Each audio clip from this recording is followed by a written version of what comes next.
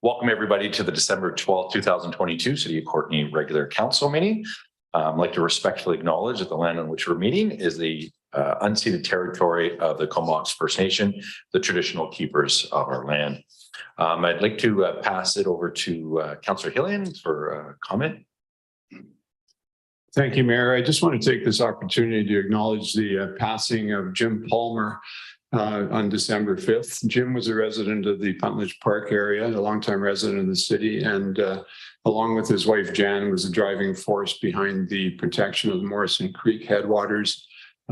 People would not have been surprised to see Jim on occasion wearing hip waders in Morrison Creek, counting the endangered lamprey species. And Jim was just a really solid community member who dedicated a large part of his life to caring for our environment. And I'm sure that council and our citizens will join me in extending condolences to all his family and dear ones on his passing far too early. Thank you. Thank you, Councillor Hillian. I appreciate that. With that, we'll move on to the adoption of minutes, and there's a recommendation to receive both the public and regular. Excellent. Any errors or omissions? Seeing none, all those in favor, any opposed, and that passes unanimously.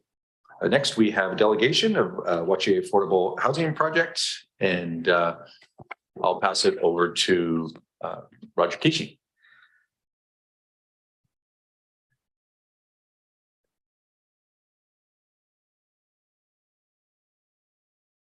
Here we go. I'm just waiting for the slides to get up there on the screen. So thank you very much, Mayor and Council. We're pleased to be here today to give an update to Council on our project. And the latest update is the name of the building. And this is our public, letting the public know what the name of the building is going to be. And the name that's been chosen is Natsamat. And Natsamat is a Coast Salish word from the Ho'okaminam language, meaning together as one.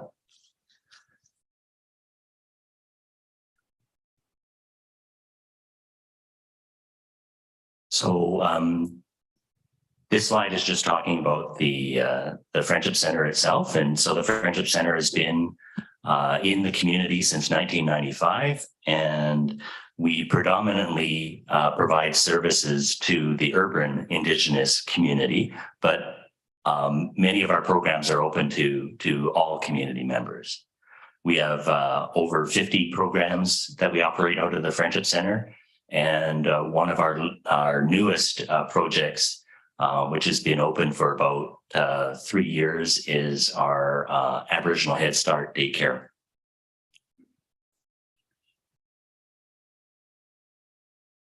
So the project vision is to provide housing for low-income Indigenous seniors and adults, to provide housing options close to the community's existing services, in particular the Wache Friendship Center, to increase the stock of safe, affordable, and accessible housing in the Comox Valley, and to improve the quality of life for Indigenous people and all other people who may become tenants in our building. So I'm gonna pass on the presentation to Lindsay Monk, who is a development manager from Mokoa Development Services. Great, thanks, Roger, and good evening, Mayor and Council. Thanks for having us this evening. So as Roger's spoken about, our project is at 1679 McPhee Avenue, which is actually a separate lot from the Friendship Center's lot and the daycare, which is next door. So we're proposing to develop a 40-unit affordable housing building on that separate lot. So just really briefly, just our site plan, here's where we're at. We're proposing tuck under parking, the affordable housing building being at the corner of McPhee and 17th, and then residential parking that's partially shared with the Friendship Center lot. So currently we have our building permit application in with the city, and we've been working with city staff on engineering and other comments to our building permit application. And we're hopeful that we will have that BP in hand in early 2023 and be able to break ground in sort of February or March of 2023.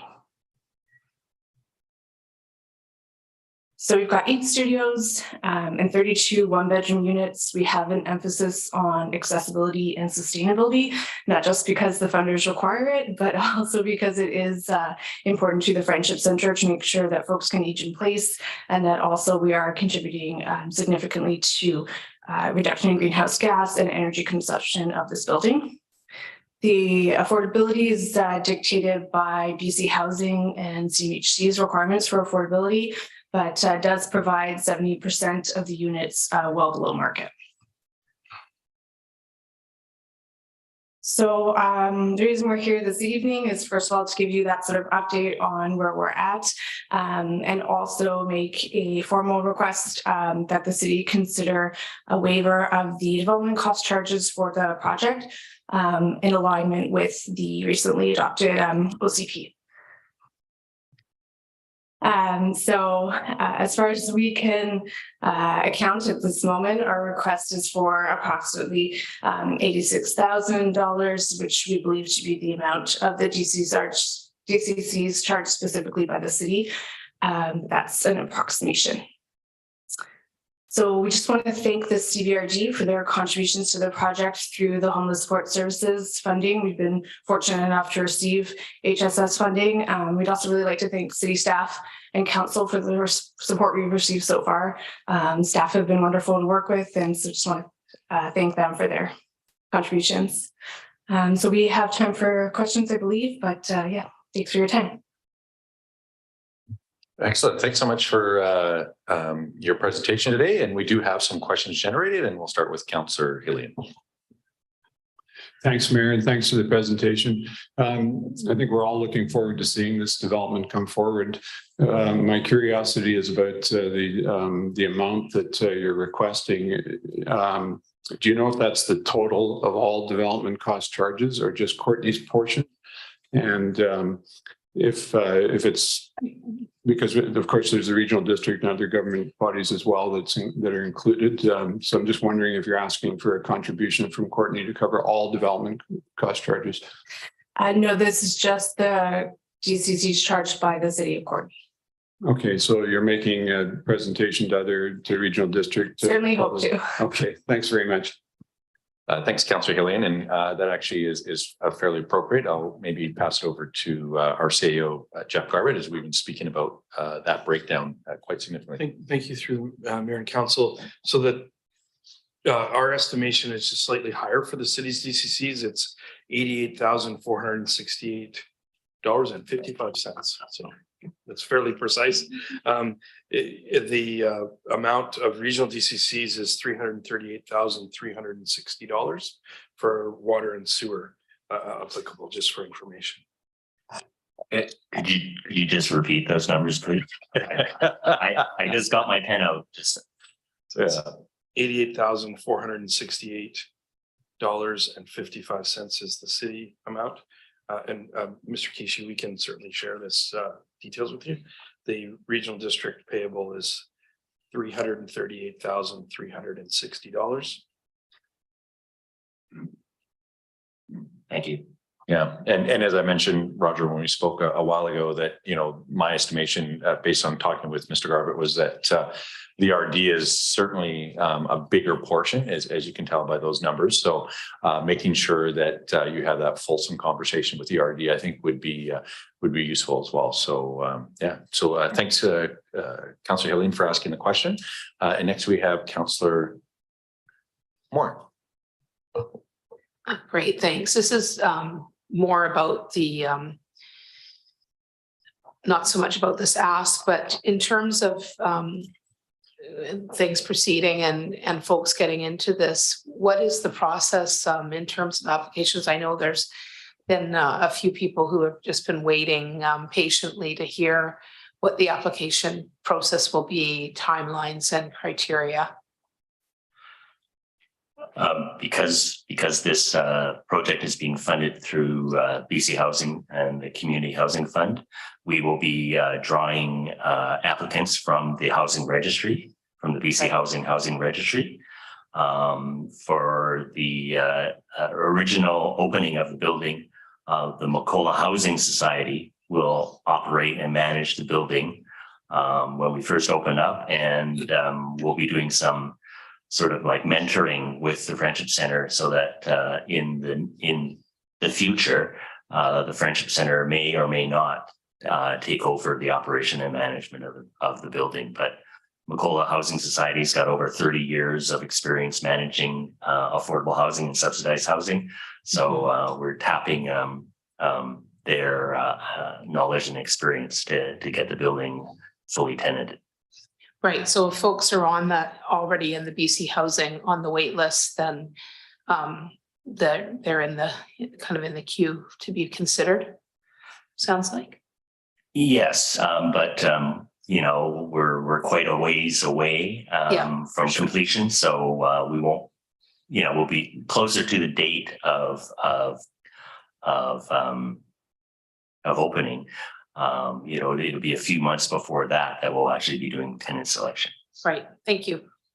And sorry, just to add to that response, once we have a construction or sort of an occupancy date in mind, BC Housing will actually add that particular building to the BC Housing Registry and folks can select it. So currently it wouldn't appear because we're not close enough, but they can actually request to be a tenant in a particular building. So thanks for the answer, and thanks Councillor Moore for the question, and Councillor Frisch. Yeah, thanks, Mayor, and congratulations on the project. It is quite exciting. And just for information, wondering how much funding you guys did receive from BC Housing and the Community Housing Fund, and what do the numbers look like compared to the DCCs that you're looking for? Just rough numbers. You don't have to be down like within $500,000, let's say. Well, we're still actually in the funding process with BC Housing. So we are at the second, I guess, sort of the second stage of the funding process, which is preliminary project approval, or PPA, for all the acronyms that BC Housing has. And then after that, there's still another process with BC Housing for final project approval, which we're hoping will be early in the new year. We're just waiting to hear back from BC Housing right now about the preliminary project approval. And I didn't bring the budget numbers. Well, that's okay. I mean, but we're also have an application in with Canadian Mortgage and Housing Corporation right now for their co-investment fund. So we're leaving no rock unturned for funding. We did receive $25,000 as well from the Federation of Canadian Municipalities Sustainable Affordable Housing Fund, which was it was provided to us to do the energy modeling for the building. And we're now talking to them because there's a second stage for that fund as well, for potentially applying for some capital funds towards the energy components of the building. okay, so thanks for that info and good luck. Thank you. Thanks, Councillor Frisch, and I guess, you know, because that's one of the questions is, you know, some grants do cover DCCs and some don't, and you know, they all kind of cover different things. So so I guess maybe the grants that you're applying for, do any of them cover DCCs, or are they excluding them? I would say some of the funds would exclude. So the FCM monies that Roger referred to was for a specific purpose around energy modeling. The funding through BC Housing is a combination of forgivable loan and repayable loan.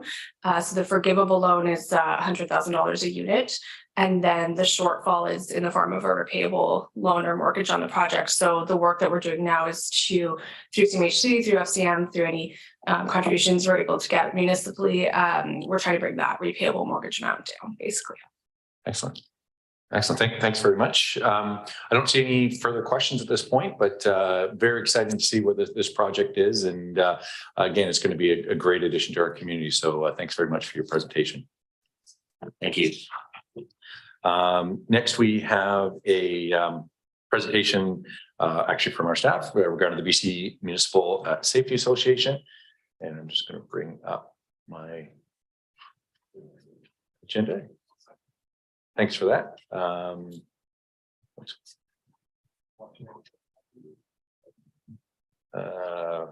We didn't move that and second that one, but yeah, it's kind of optional, but we've done it, so it's all good. I was just seeing here. I'll get to it, yeah. All right, so yeah, it's my pleasure to introduce Paige Knappman, Jason Haddeth, and Burton Brand, I believe. And so I'm not sure who's speaking first, but I'll leave it to you. First. Good afternoon. For you folks that don't know me, my name is Jason Haddeth. I'm the employer co-chair of the Josh Committee. Burton Brand is the employee co-chair, and Paige Knappman is the OH&S advisor for the Josh Committee. And JOSH stands for Joint Occupational Health and Safety Committee. perfect. Thank you, sir. So if you can see the slideshow here, from 2017, the Courtney had a lost time injury rate of 6, and in 2021, it was 2.9. That is a 59% drop over the last 5 years, and that is why we got this award at the BCMSA conference. If you have a look at the next graph over, you can actually, it's drawn out for you in red. The dotted line is the industry standard for lost time injuries. The red is the city of Courtney. We've had a huge drop in the last 5 years. And over the past 10 years, we've actually had a 65% drop in injuries. And I'll pass it on to Paige to continue on.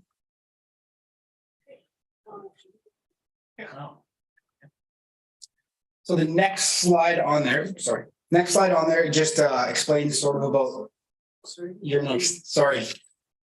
I'm 3. Sorry. Sorry about that. If we could advance to the next page, there we are. I just wanted to mention that we've had a slight blip in the last 2 years in the number of injuries for staff. But the good news is the severity rate is down dramatically. So in our workforce, stats, sorry. Oh, okay. Sorry. So in the workforce the size of ours, 200 employees, if we don't look at frequency rates and we're just looking at the number of injuries, having 2 more medical treatment injuries can bump our statistics dramatically.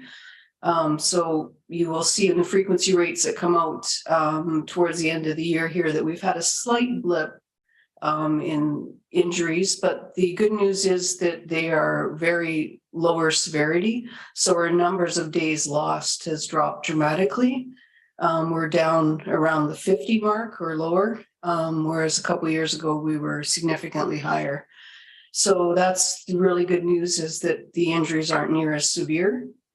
And if you look at the very bottom graph, that's some stats I pulled off WorkSafe BC, and they look at the average duration of an injury claim, which is both medical treatment and lost time. And the average for BC municipalities, the duration is 32 days, and we are somewhere right about close to 15, so significantly lower, which is great news. So the pictures, I guess, you can see a whole bunch of different stats, but the bottom line is we're doing really well in both lowering the number of injuries and the severity level. I think when I talked to council a couple months ago, we were talking mostly about the WCB premiums, which is how we got a lot of attention because we did so good in reducing those. And that, of course, continues as well. But I wanted to focus more on the injuries this time. Now it's Burton. Excellent. Okay, perfect. So just in case you guys aren't aware of sort of the functionality of the Josh Committee, what we do and how we've been able to drop these numbers down in the last 5 years, 10 years. So some of the activities we have as far as our membership goes is there is a member on the Josh Committee from every city department. So there's not a group here that's not represented on the committee. So anything that needs to come forward, you have a member of every different group who can provide issues from their side that can be dealt with on the committee. So that's a nice thing to have. We monitor how the safety program is running for the city through statistics and such at our monthly meetings. We bring forward safety issues from departments. So members of, let's say the Public Works Department will approach me, let me know something that they're think is a safety issue, and we can bring it up at the Josh Committee and try and find some reasoning and a way to solve that problem for different people. Incident investigations is one of the biggest things that we do. So in every incident investigation that the city has, there's a Josh member representative, a trained Josh member who's trained on incidents and how to investigate them.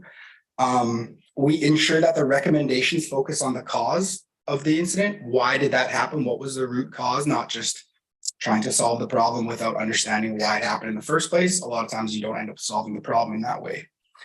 So our follow-up systems to ensure that recommendations occur. So recommendations from the Josh Committee after an incident investigation are tasked to a specific manager, and that is also given a timeline to have that issue repaired. So we do follow up with those. We make sure that every recommendation we make does get followed up and actioned. We watch incidents and trends. So if we start to see a lot of hand and finger injuries or a lot of slips and trips, we start to focus our safety culture as far as posters, as far as articles on Jostle, that will go to our staff in a timely fashion, depending on time of the year or incidents that we're seeing trending. So we monitor our corrections when we do see those trends. So we'll have articles come out, special staff safety bulletins, and just trying to ensure that we bring those numbers back to what they were historically or none at all. Other things that we do inspections on all the city buildings, twice a year inspections, every city building, making sure there's no unsafe factors in that building, as well as field inspections for crews that are out working. We watch for trends and monitor our corrections, which I had already spoken to. We monitor the training needs for all the staff at our facilities. So if we need confined space entry training, first aid training, we're sort of making sure that that happens, as well as training for our members. We review the safety program itself. Regulatory changes are implemented if BC or WorkSafe WorkSafe BC comes to us with a regulatory change. We make sure that that gets implemented and that all staff are notified and that we follow that regulatory change. And then we're also monitoring the core safety audit, which is a safety audit that happens yearly that we are a part of, which is interviewing staff, asking them if they have any issues or problems, and then taking those issues and having them taken care of. So it's been a fun 4 years on the committee, and I'm happy we won an award. It feels like we're doing something right. So I'm happy, and thank you guys for letting us present. Much appreciated. I'm gonna leave the award there. The gloves are in the box. You got touch. Excellent. Should we ask if there's any questions, I guess? Absolutely, you should have. Congratulations again. I think this goes to, I think, the heart of my work, any conversations I had with you, Paige, and really when you talk about the culture of the city and stuff, I think it really speaks to how important this is. And we've talked in the past, not just, obviously the number one priority is keeping our workers safe, and not just they report injuries, but being active in near misses and when there's ideas to improve things. And I think that really shows how well that's happened and really how that affects our bottom line as well. That's resulted in reduced insurance rates, et cetera. So I think that having that focus, number one, to keep our employees safe, but just how that has I think a really positive effect on the entire corporation and the city is amazing. So on behalf of myself, I really want to say thanks and the work that's done every year on the day of mourning, just again to raise that awareness. With that, we do have a comment from Councillor Moore. Great, thank you. Congratulations. I was really excited when we saw your presentation a few months back, and this is even more exciting.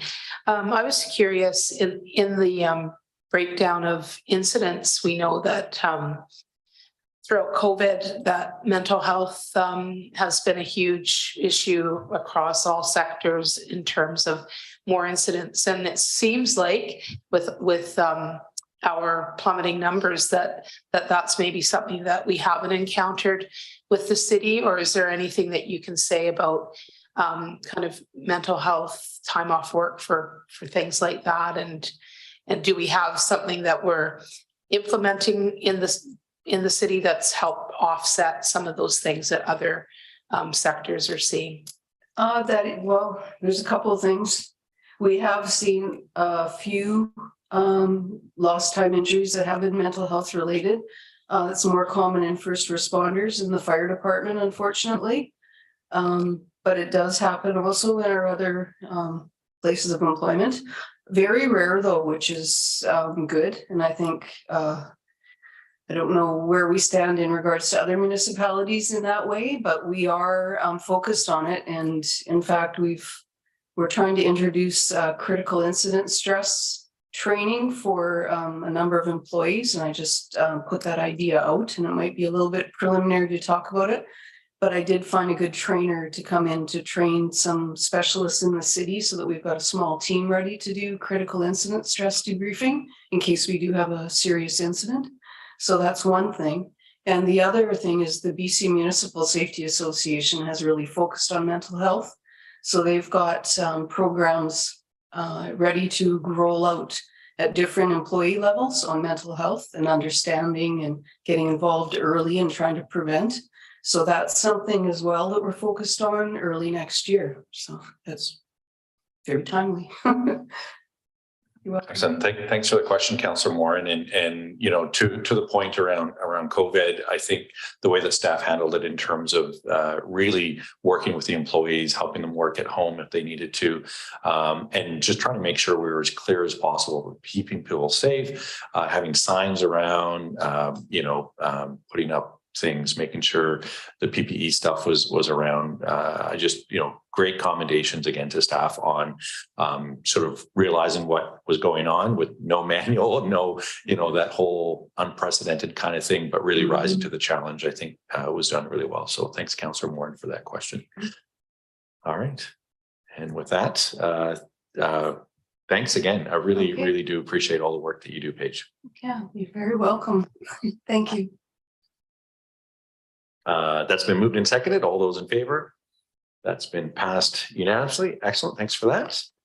And next on the agenda is corporate services lease agreement renewals for 17th Street, RCMP storage, and the Chamber of Commerce. Mr. Garvin. Do we want to wait and do the recommendation late afterwards? Motion. Mr. Garvin.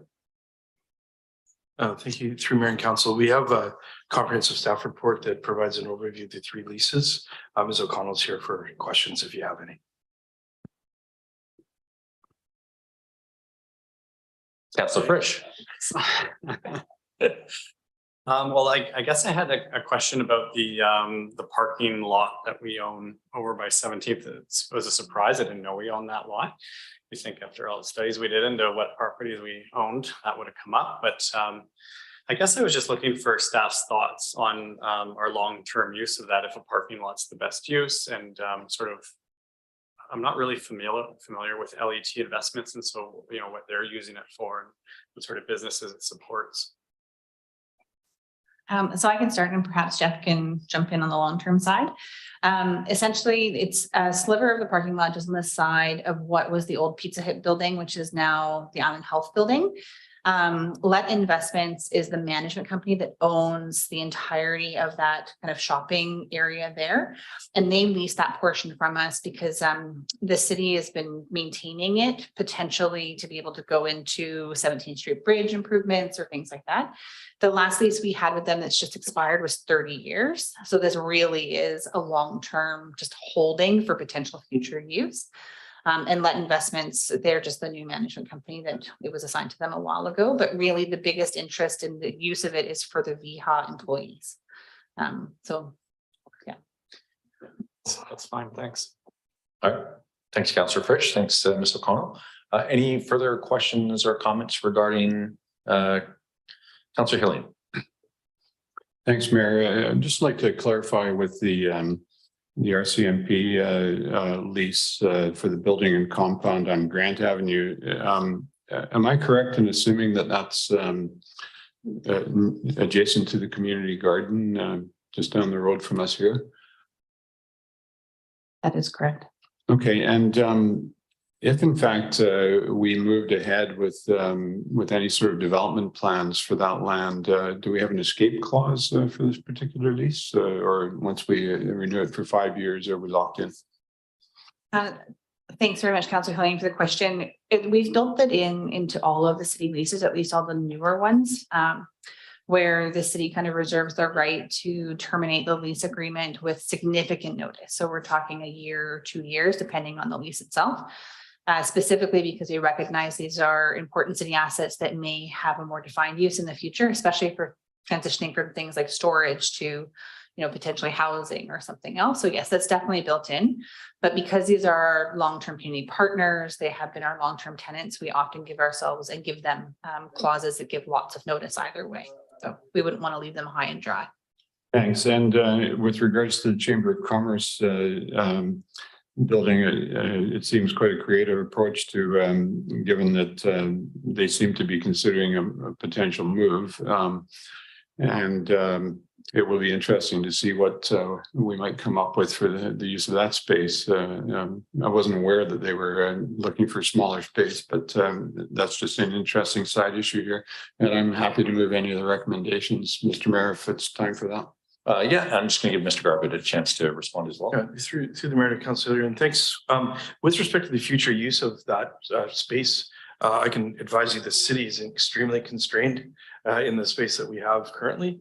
And so it may be that should they wish to look at a change in arrangement, that we would certainly look at optimal utilization of that. It's quite a high quality space and has been pretty well maintained by the city for since it came to us as the former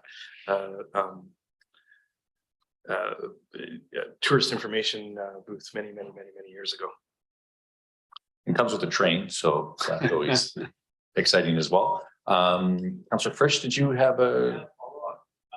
I apologize if this is in the report. I didn't notice it, but I'm curious who's because it's such a low amount that we're leasing this like $3,000 a year. Are we responsible for snow removal on that, or general upkeep, or I guess I'm wondering how that balances out. So I'm assuming you're talking about the chamber. I'm building, sorry, right? I was talking back about the 17th Street next to. So for the Let investment property, Yeah. no, they do their own snow removal. And really that the amount that we're leasing that space for is very much in line with the 2019 Bearland market lease assessment we had done.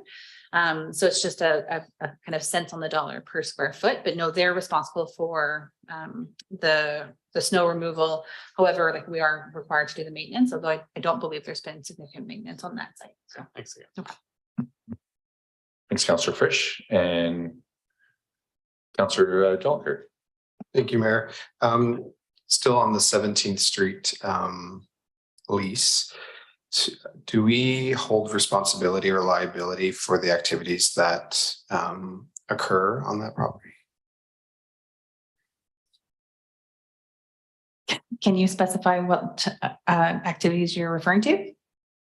Yeah, so obviously it's a parking lot, so there's parking happening there, but given the nature of the services provided out of that building for Island Health, harm reduction services in particular, which is great that we have that in the community, but just wanting the clarity around if there is services that are being provided in the parking lot, given that they have that mobile unit, that in fact, whether or not we have coverage for that or if we're liable for any activities that as a result of those services. Thanks so much for clarifying. So it is at least, it's land that's leased into the into LET investments or to Let investments. We do require each of the lessees to have appropriate insurance, which is based on the proposed use of the property.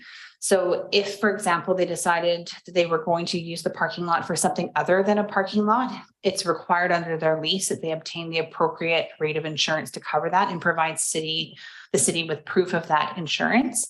The city, recognizing that being the landowner, we are never absolved of liability when it comes to activities taking place on city land and are often named in lawsuits.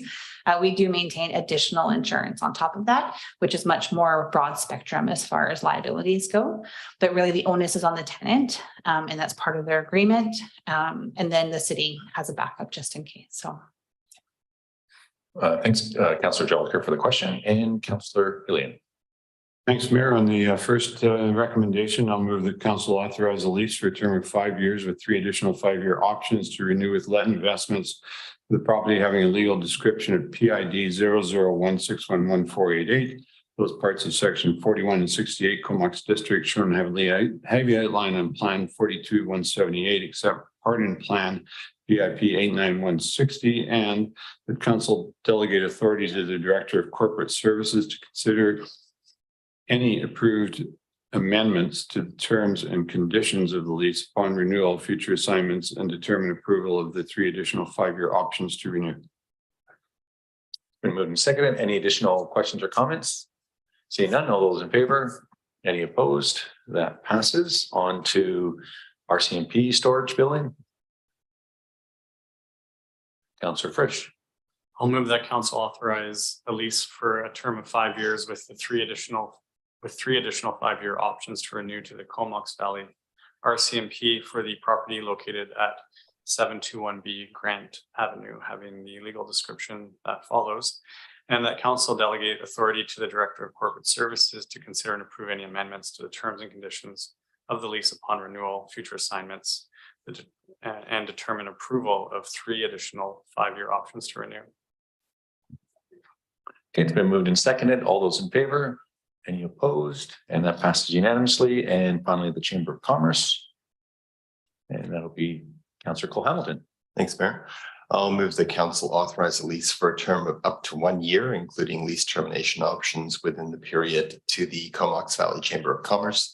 The property located at 2040 Cliff Avenue, having a legal description of PID 001154.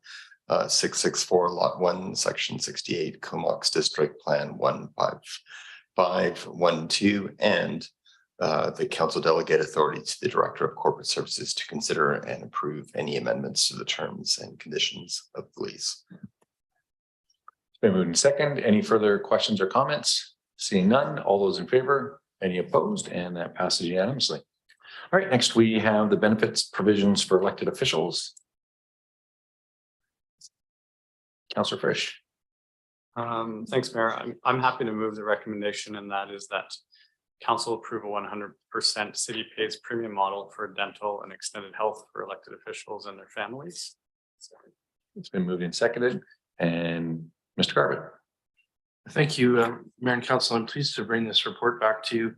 I may recall in April of last year, we brought forward a remuneration review. Happy that I got through that word remuneration. I tend to stumble on it to adjust council and mayor's remuneration, and that we had additional direction to review the remuneration process and a policy and recommendations for an updated review procedure. Part of the discussion when we reviewed the remuneration was to look at, in accordance with council's direction, some options that can support people's participation as elected officials. This is more than just simple financial compensation, including such items as paying benefits and other potential cost items that the city could entertain. We had intended to bring that together as a comprehensive package, but given the timing of requirements for the enrollment into benefit plans, we brought this forward independently, and we are making a recommendation that council enter into the UBCM elected officials benefit program, with the employer paying 100% costs to the cost for participation. It's a relatively small amount, presuming that all of council participates and it's at the family rate. It would be in the area of $24,000 approximately. Overall, we feel that it's a very important potential investment in the supports for people to participate as elected officials. The recommendation that we have in front of you is on page 34 of the agenda. I'm available for any additional questions. Excellent. Thanks for that. And I don't see any further questions. All those in favor? Any opposed? That passes unanimously. And moving on to development variance permit 2203 for 2840 Cliff Avenue. And Councillor Frisch. Thanks, Mayor. I'll move that based on today's staff report, development variance permit number 2203 for 2840 Cliff Avenue, which is the A&W restaurant sign. Council approve option 1 and not approve the issuing of development variance permit number 2203. Thanks very much. Oh, do we have a seconder? Okay, it's been seconded and I'm going to pass it over to Mr. Garbutt. Thank you, Mayor and Council. We have a comprehensive staff report here on the development variance permit 2203. There's been an overview of the issues at hand, and the recommendation is not to support the requested variance. Ms. Gothard is here if you have any questions for her. And Councillor Hillian. Thanks, Mayor. So my understanding is that we generally don't permit signs with information other than the name of the business on commercial properties. Although, did we make an exception for the Prime Chop House before it closed down? That I seem to recall something happening there. Anyway, the recommendation seems to make sense. I'm just curious if staff could put it on the record why we see this as not being in the interest of the community. And I'm also curious, given that we've got two requests at the same time, whether this is just a coincidence or if there's some sort of trend out there that businesses are looking for this. I was surprised to see that either McDonald's or A&W needed any more incentive for people to come in and purchase food there. There never seems to be any shortage of customers, but I'd be interested in staff's perspective on that. Thanks.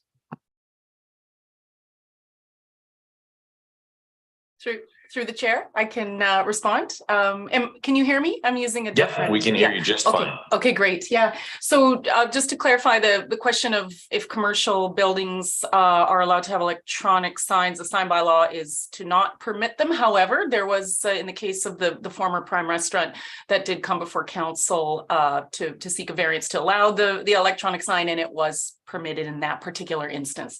Then in terms of why they're not supported in the sign bylaw from 2013, we have a new sign bylaw. At the time, there was some community engagement done, and questions around electronic message boards was posed to the public, and there was quite I guess a strong feeling that they're not appropriate for commercial uses, the distraction and the kind of just aesthetic impact that they can have on our streets. There does appear to be some interesting kind of thoughts on traffic safety too. Just talking to our traffic technologists that the safety benefits of electronic message boards are inconclusive. So sometimes it's pointed out that they can add to traffic safety, but not necessarily that doesn't appear to be a conclusive statement in the traffic world. And then in terms of trend, we do, I believe we have a Ryan Matthew on the call potentially. If so, that person has applied actually for both development variance permits, and perhaps if that person is indeed on the call, I'd welcome them to talk about the trend in signs in these kinds of businesses. But I can't tell if they're still on. Maybe not. Okay. No. Okay. So I guess I don't feel qualified to talk about the trend in the and the signs in those businesses. Okay. Thanks for the answer. Councillor Frick. Oh, okay. All right. Well, thanks for the answer, Nancy. I don't see any further questions or comments. We do have a motion on the floor. All those in favor? Any opposed? And that passes. Next, we have development permits 2204 for 1799 Cliff Avenue. And Councillor McCollum. I'll move that based on the December 12th, 2022 staff report, development variance permit number 2204, 1799 Cliff Avenue. Council approve option 1 and do not approve the issuing of development variance permit number 2204. It's been moved and seconded, and Mr. Garbutt. Thank you. Through the mayor to the council, a very similar analysis in this attached staff report. The recommendation is not to support the requested variance. And again, Ms. Goddard is here if you have any additional questions.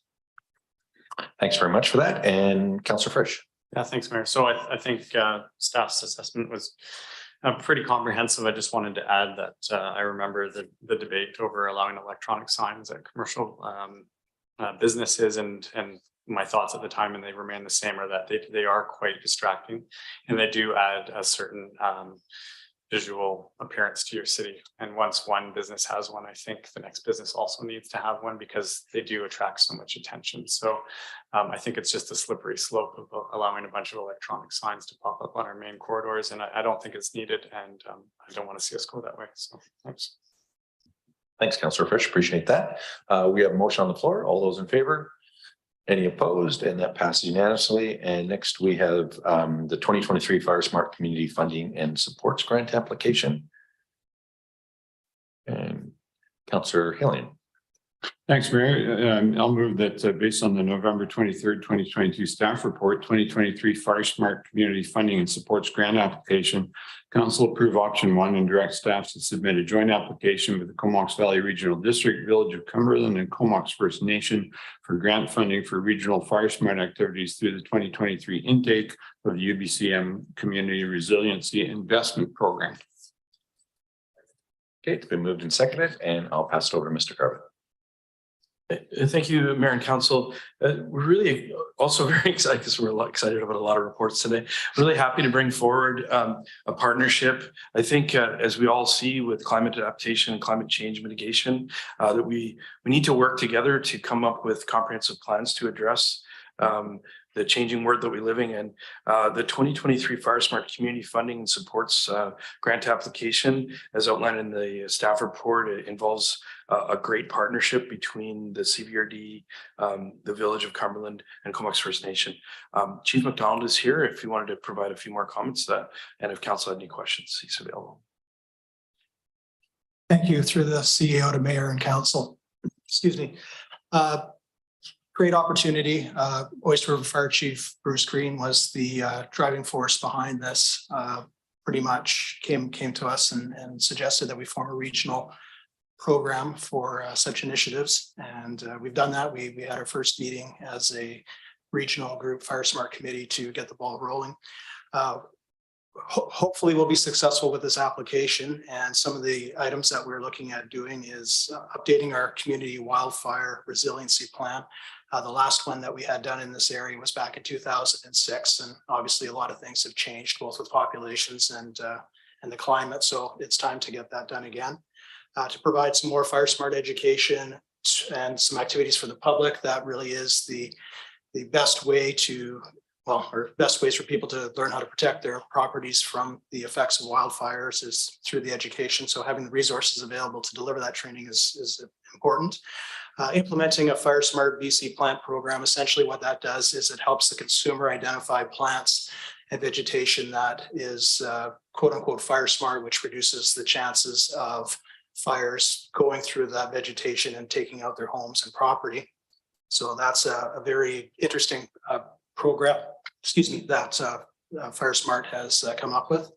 And again, delivering some Indigenous cultural safety and humility training for emergency responders. A lot of times when we've gone into the interiors, we've been doing work on First Nations lands, and it is important to understand, their culture and other aspects in order to have that good working relationship with them. And obviously provide training for our firefighters, and also the creation of a curbside woody debris removal and disposal program for the regional areas. Right now, City of Courtenay, we have that, but in our contracted fire protection district, for example, they don't have access to that, or they're not paying into that program. So having the ability to do a chipping program is a great asset to the program. Oyster River has been running that program in their area. I want to say 1 year for sure, maybe 2 years in running, and they've had quite a bit of success in it. So with that, I'm open to any questions you may have. Thanks so much. Any questions? Councillor Hillian. Thanks, Mayor, and thanks, Chief. I'm just wondering if you could let us know who gets employed in this, if there's any employment opportunities for the First Nation along with other citizens. Oh, hang on. So as far as employment goes, I do believe that Comox First Nation would be using some of the funding to hire a Fire Smart program coordinator that would be used to look after or facilitate some of the programming in their area. For the fire departments, essentially, we have the resources in-house, whether they be volunteers or career staff. So for example, the operations assistant that we just recently hired, this is one of their, it's in their job description. This is something that they're already providing. That said, some of the funding can be used to offset some of the expenses that are incurred delivering this type of training as well.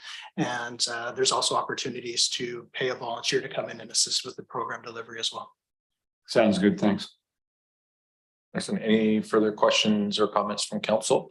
Council Jolicoeur.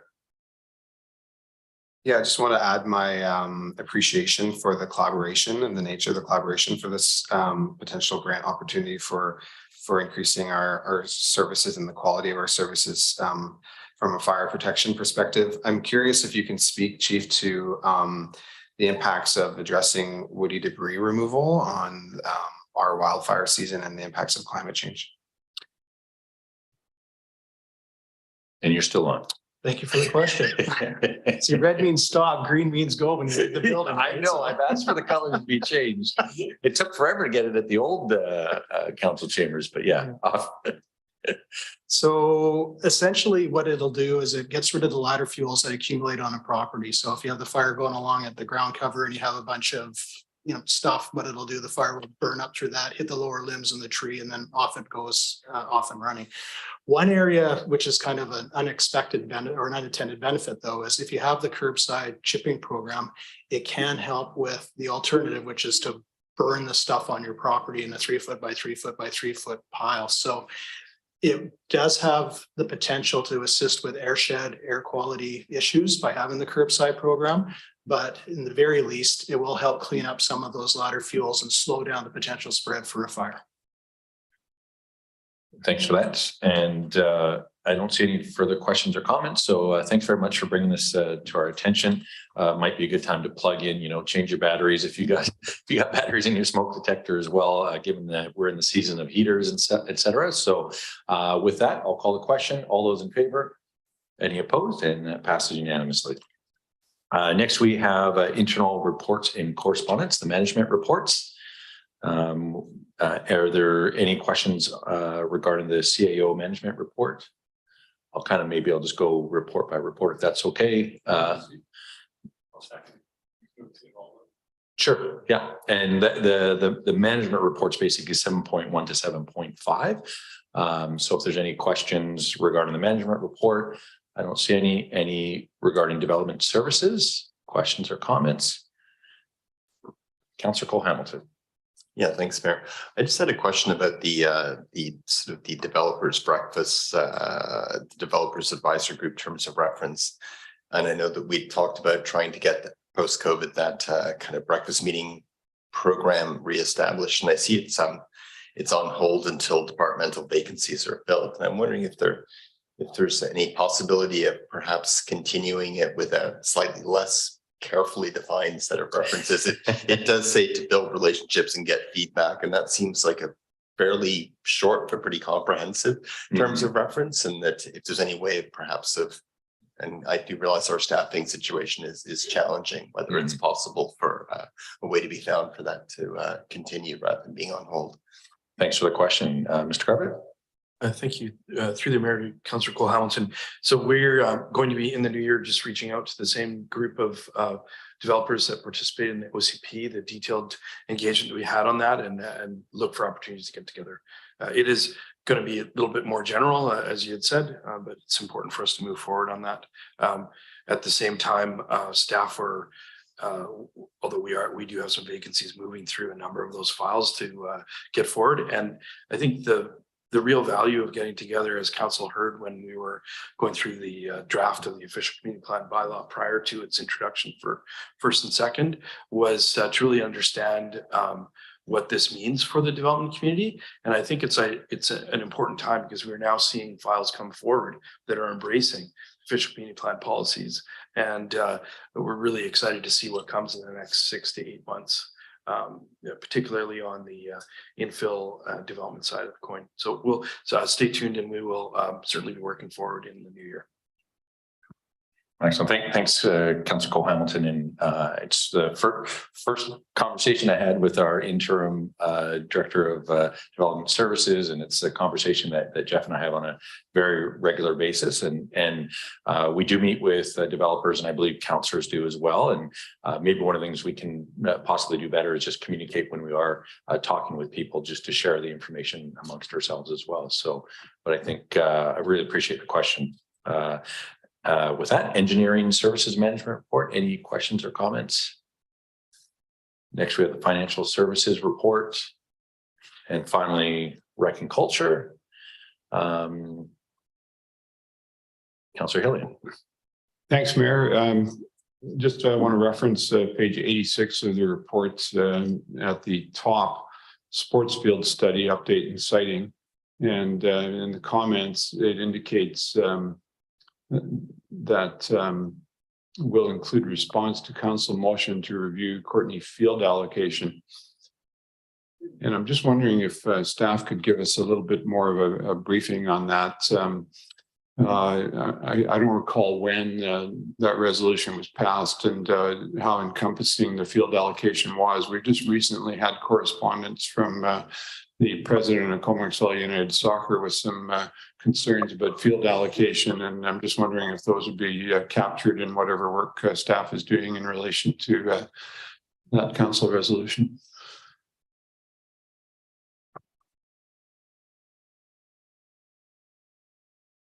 Yeah, I can speak to that.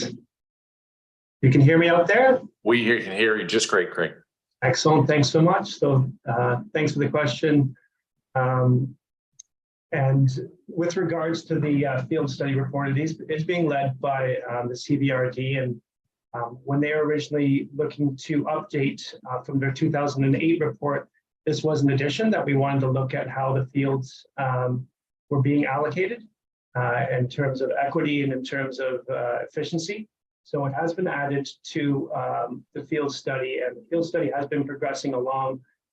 We were to receive an update, but unfortunately weren't about a month ago, but I did have an opportunity to touch base with the CVRD today to learn about that report, and it will be coming forth to the Recreation Commission, I believe in early February, and you will see elements on that report that does speak to the resolution that was formally passed. Thanks. And if I'm not mistaken, I believe the Lewis Center staff actually are responsible for all the field allocations in the area, not just the fields within Courtney, but all the sports fields in our area. Thanks for the question. They do not do field allocations for Cumberland or Comox. However, they do field allocations, for instance, at the artificial turf at Daniel. Okay, and just finally, are you aware of any conflict between softball, baseball, diamond juice, and soccer at the Valley View area, which was a specific reference in the correspondence that came to council? Mr. Garbutt would like to comment on that. Thank you. Thank you for the question. Through the mayor to Councillor Hillian. Council may recall earlier that in the sort of early 2022, there was a discussion with our director, Ms. Saunders, about the timing and the extent of the soccer kind of extending across. The soccer, if I understand correctly, for a portion of the year has the priority in the Valley View area. Then they share the fields with softball, et cetera. So there has been an identified conflict on access to playing fields, given the fact that soccer is effectively operating, it's not necessarily exactly 12 months a year, and we only have so much space. We only have so many sports that can participate at one time. So there has definitely been an issue raised by the soccer club about access two fields at Valley View, adjacent to their the building that the city provides for their clubhouse and change rooms, et cetera. And that will have to get worked out. Thanks. And I guess we'll look forward to the field study to hopefully work some miracles in that regard. Thanks very much. See if we can find some more space. Thanks, Councillor Helene, for the question. And Councillor Morin. Thank you, Mayor. I have 3 questions. I'm hoping I can slide them all in, but we'll see what happens if I get the hook. So the first one is around the Riverway Totem project. I note that it's about 80% complete because there's interpretive signage and landscaping coming. And I was just curious whether some of that landscaping or those plantings are going to be tying in with the project, similar to what happened at the art gallery, where we have some First Nations medicine plants and things like that, plantings in that area. I was just curious because I think it is a great opportunity to integrate those kinds of plantings. So that's my first question. Thanks so much for the question. And absolutely, yes. Our program manager, Joy Chan, who's been fabulous throughout this whole project, is working with Comox First Nation, is still working with Carver Everson on some of the wording on the interpretive signage, and is also working with Barb White on the landscape material. Thank you so much. And I you know, these are things that aren't detailed in reports. And I think it's just really important to highlight that often we are doing these kinds of things within these projects, but they're not always known to the public. So thank you for that. My next question is around parks naming, and we've had some great new parks, and of course the Randy Witcher Plaza celebrations lately. And I was just curious, again, just for information for folks who may like to know what the criteria is to have a park named after somebody, and how, excuse me, how that process works. Thanks. We do have, thanks for the question, and I may refer to our CAO for some more information on this. We do have a parks naming bylaw that is actually quite dated, and is, in my opinion, in need of a serious refresh when you can see some of the incredible opportunities that are happening in some surrounding communities around naming rights. Great, thank you. That's a really good point. Especially with some of the strategic priorities that we have, we might be able to update that, but I see our CAO wanted to weigh in. Thanks. Excellent. Did I answer all 3 questions? Oh, Mr. Garvey. Thank you. Through the mayor, Councillor Morin, I really appreciate the question. In the manager report, as it relates to my portfolio, we do have a reconciliation action plan. I did list some individual steps that we're doing, but very typically an analysis of public spaces, parks, et cetera, is a component of that, and we'll ensure that that is part of it. We have had a number of parks named after historical individuals that have contributed significantly to the community. There is, however, a trend for the identification of traditional names of places where they exist, and or the addition of traditional names to new spaces in consultation with Indigenous folks from the area. And so I would envision this as being a kind of a, we don't want to, it doesn't need to be extended, but a very thoughtful process in collaboration with our local First Nation. And we also have the implementation of our Parks and Rec Master Plan as well. So there's a couple of overlapping areas at this point. Great, thank you. My last question is around the public art and mural policy. I know this has been put on hold. And I was curious whether we're integrating reconciliation into that policy as well, and just kind of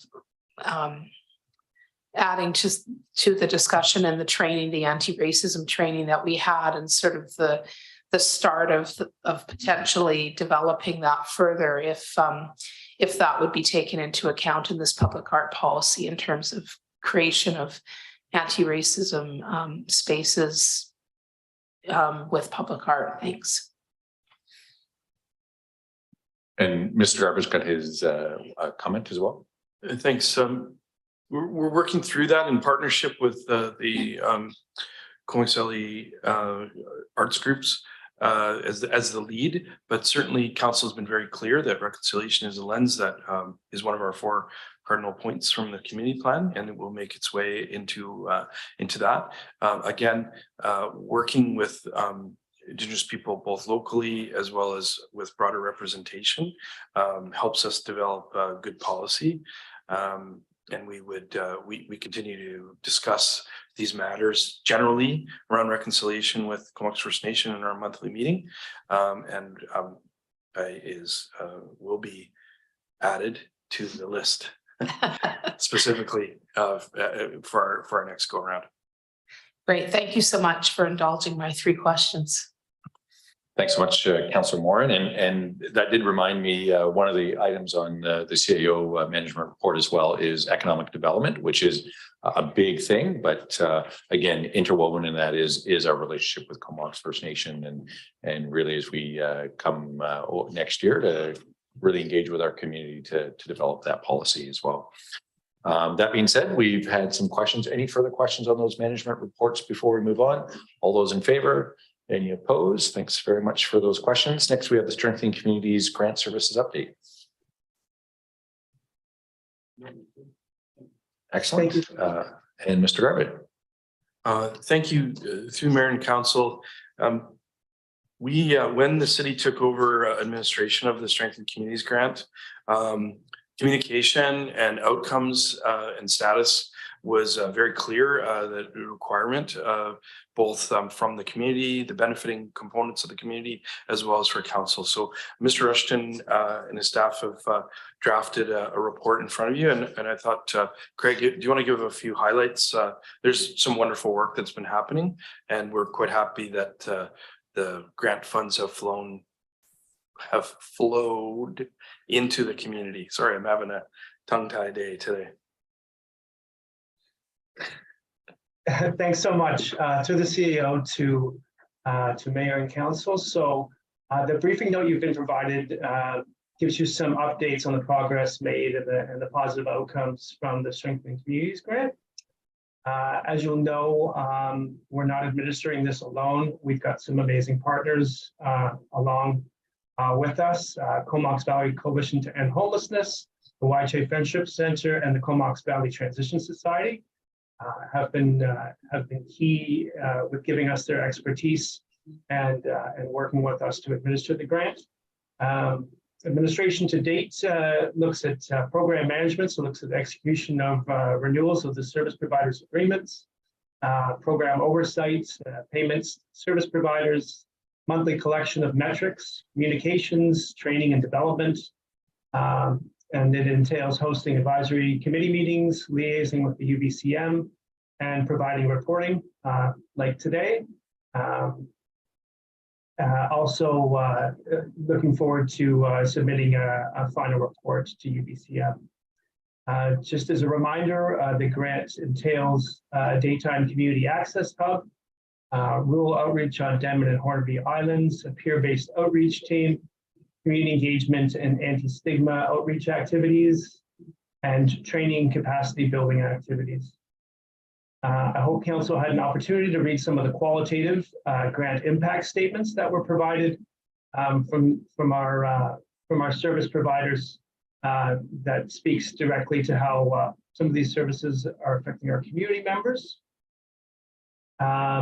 Also in the briefing note, you'll find a quick stats communication, gives you data until November 30th, followed by individual statistics for each service provider, which highlights their unique services. Service interactions as of November 30th is over 18,000 service interactions across the valley. Number of service interactions in the month of October alone was about 2,500. 52 engagement events attended. So these are engagement opportunities that happen on Denman and Hornby Island. They've got a worker who can go and attend those and build relationships.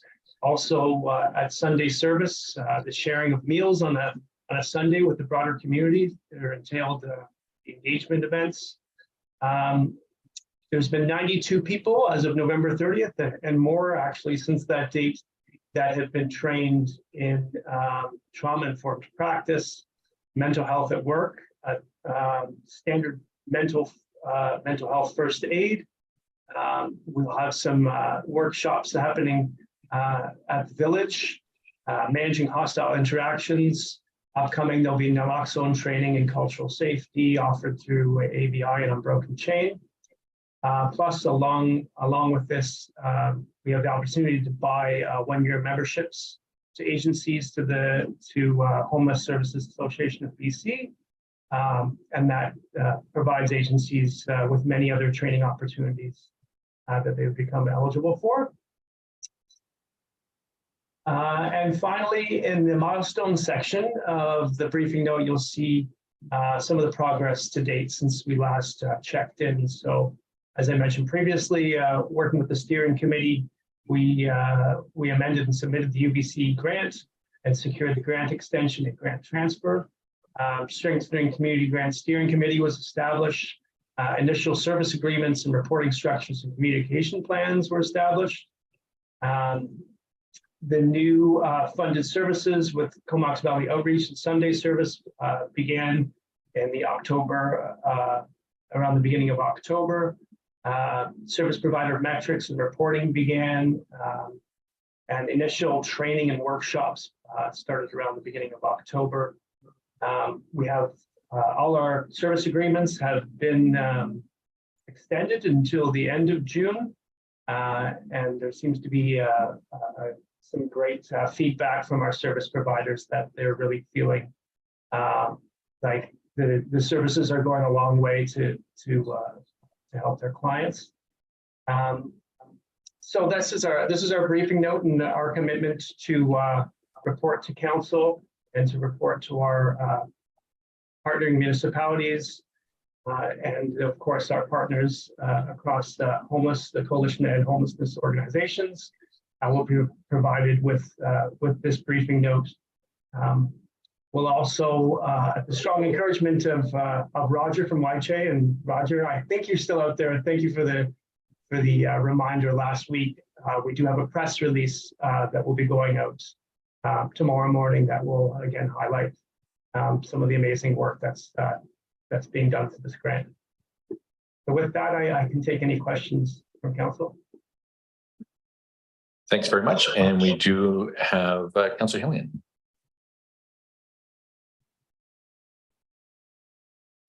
Thank you, Mayor, and thanks very much, Craig, for the report.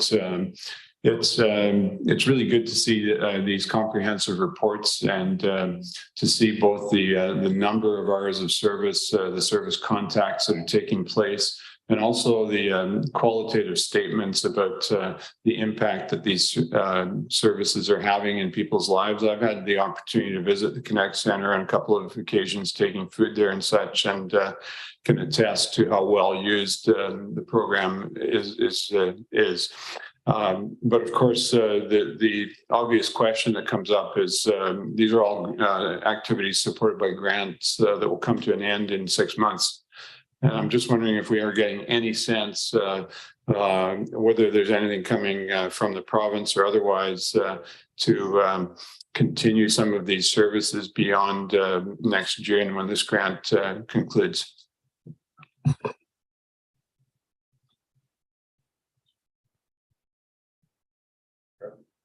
I turn myself off, Mr. Carver. Thank you.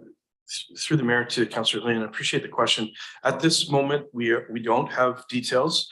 I would offer that we continue to be engaged with the ministry, Island Health, as well as BC Housing, and we all know that these grant monies that were provided have done a lot of good.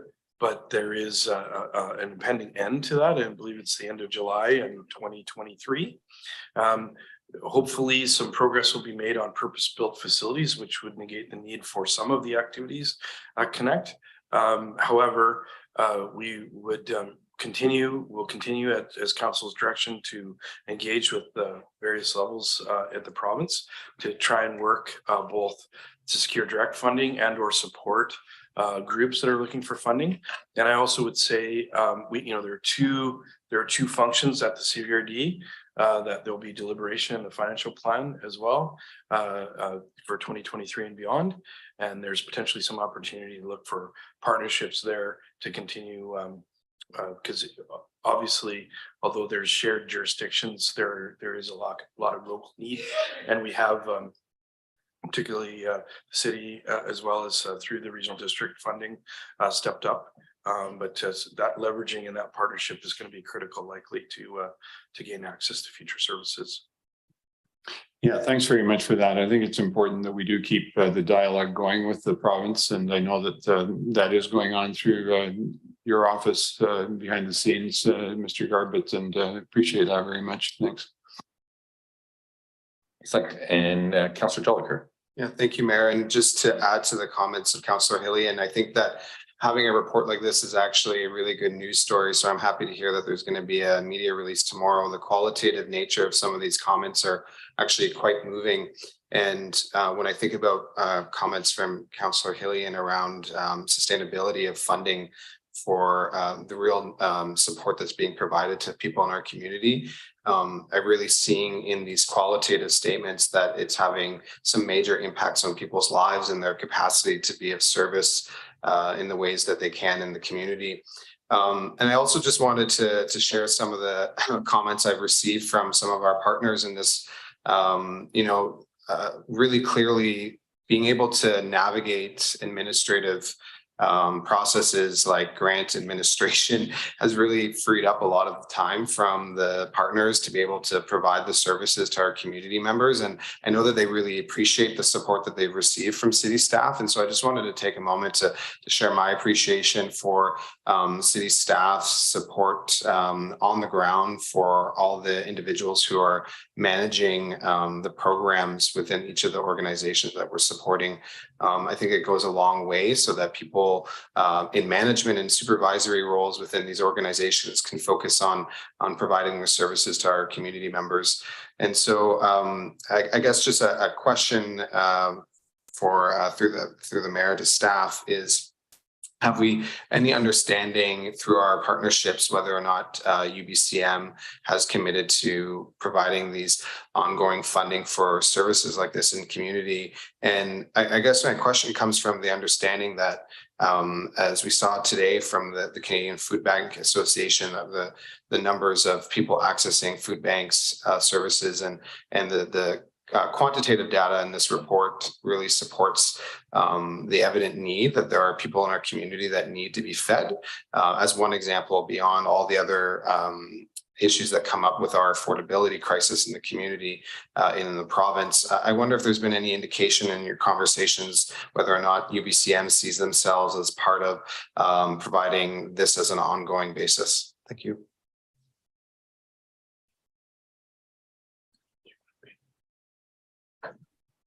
Mr. Garbett. Thank you. Through the mayor to Councillor Jolicoeur. At this point, I mean, UBCM enters into partnerships to deliver provincially and federally funded programs. We'll certainly continue to discuss with UBCM where they're headed, and council has the opportunity to advocate through the starting likely with the AVICC upwards to UBCM to potentially develop funding and programs. We did discuss at our last meeting the potential for the development of some positions and support for AVICC resolutions, and I'm happy to support council in identifying some go forward areas.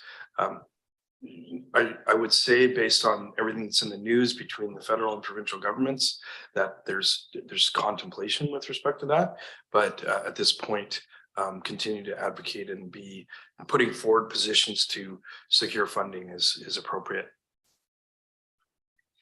Thanks, Councillor Joliker. And yeah, it's absolutely critical. In fact, it's one of the first things that we pointed out is that with these grant applications is that there is that wall that you hit every time you get to the end of the grant. And so sustainability of these things, especially as we're getting these metrics that really articulate well. And again, huge kudos to our city staff who worked really hard, not just to keep the Strengthening Communities grant, but actually make it more articulate so that information that we're giving back in that feedback loop really makes it hopefully impossible for the government to refuse further funding as we go down the road. So thanks for that. Any further questions or comments? Seeing none, all those in favor?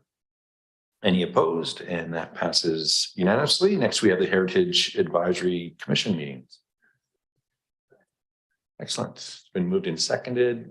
Any questions or comments regarding the minutes? Seeing none, all those in favor? Any opposed? And that passes unanimously.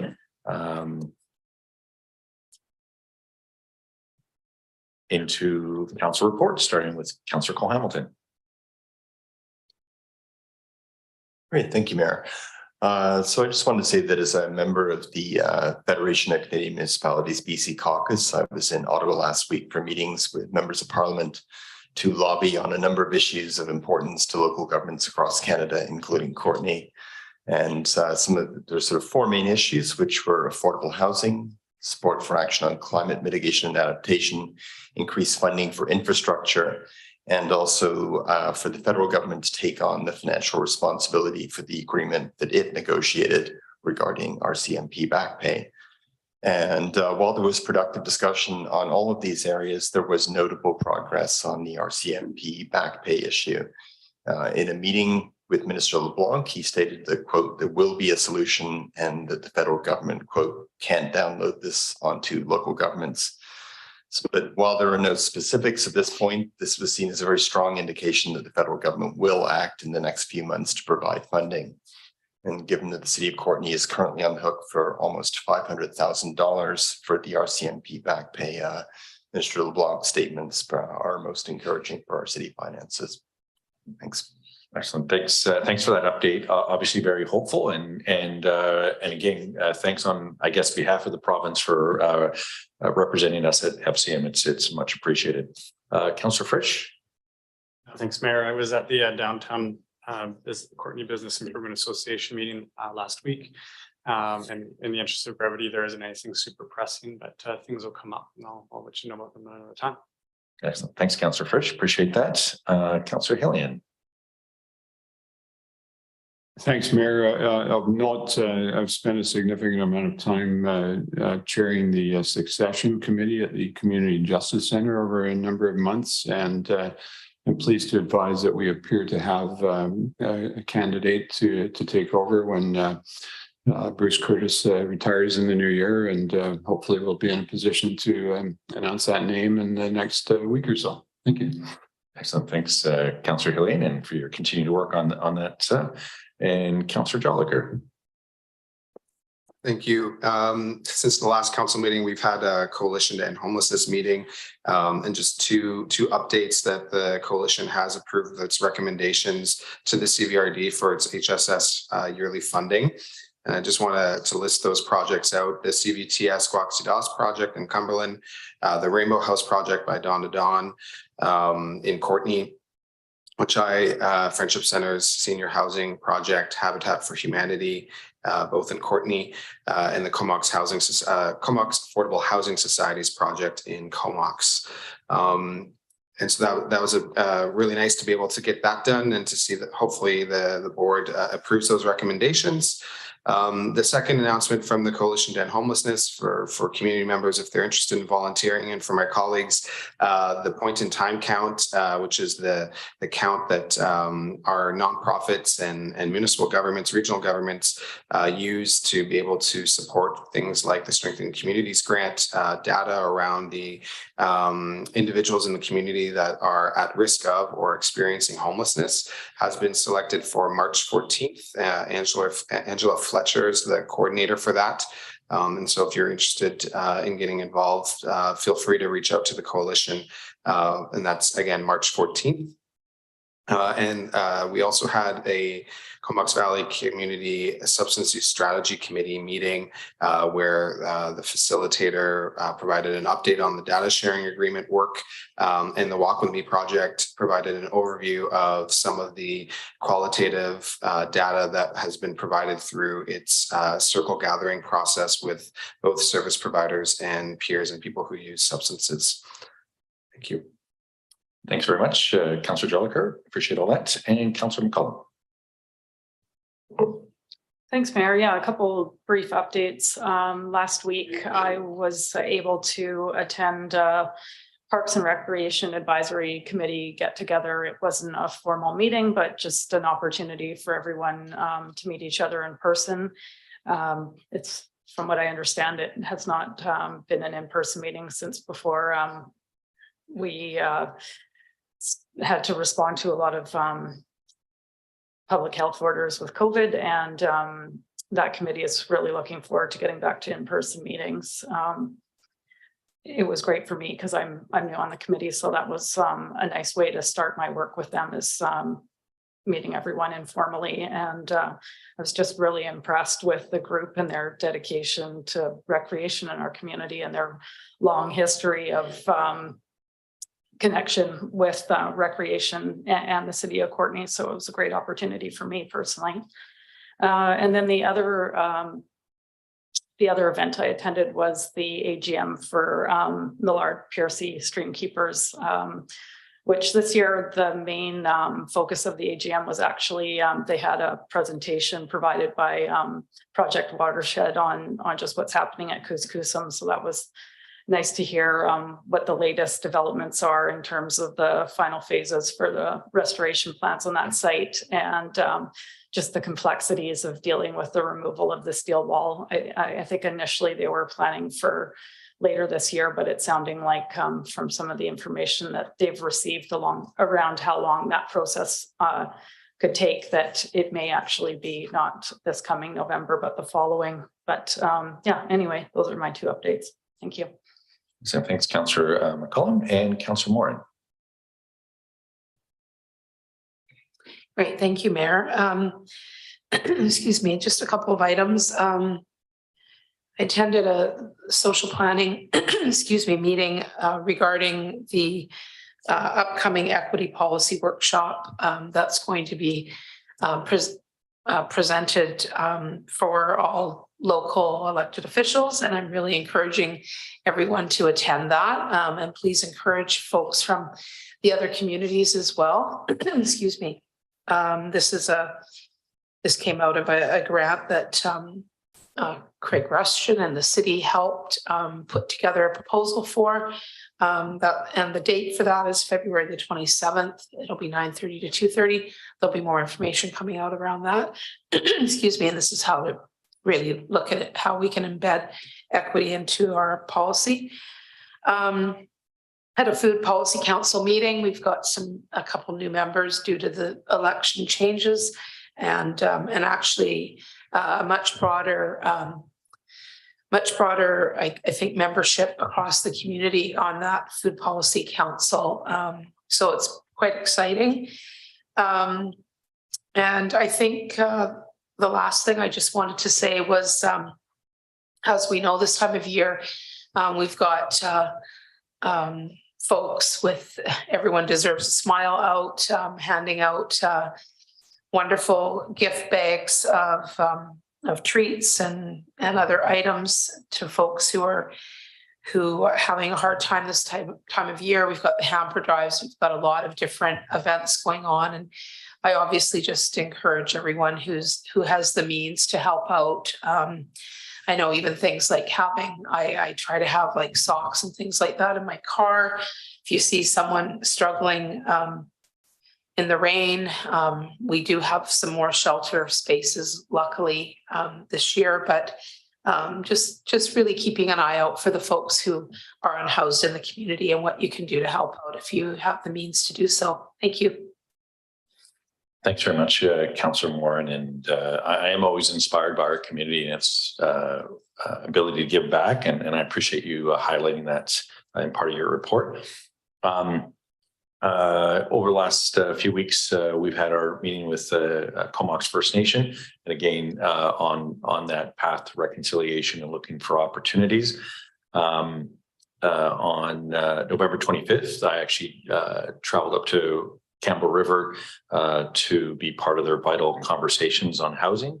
And it was a great workshop day, and really well attended by folks from northern Vancouver Island. Same day, there was a Comox tree lighting. December 1st, we had a hospital board meeting, and of particular note, I felt a bit awkward as I'd been contacted regarding snow removal issues. And through the chair or the acting chair, I'm not sure, through Councillor Haley in any case, we were able to have that conversation with Island Health, and they were able to respond just in terms of contacting the contractor to make sure they were upholding their end of the bargain. So really, really happy to see that happen. December 6th with the Chamber ugly sweater mixer for those that are interested in those kinds of things. And finally, on December 7th, we had a ICF, a safety and security meeting. And for those that aren't aware about ICF, Island Corridor Foundation, they're responsible for a lot of railway corridors up Vancouver Island. And so it was great to see the impact and effects that they've had across, given the amount of attention our corridor gets here, the rail by the trails, as well as the junction that's nearby and the train station itself, and just looking for best practices and how to work. So it was great to have that meeting.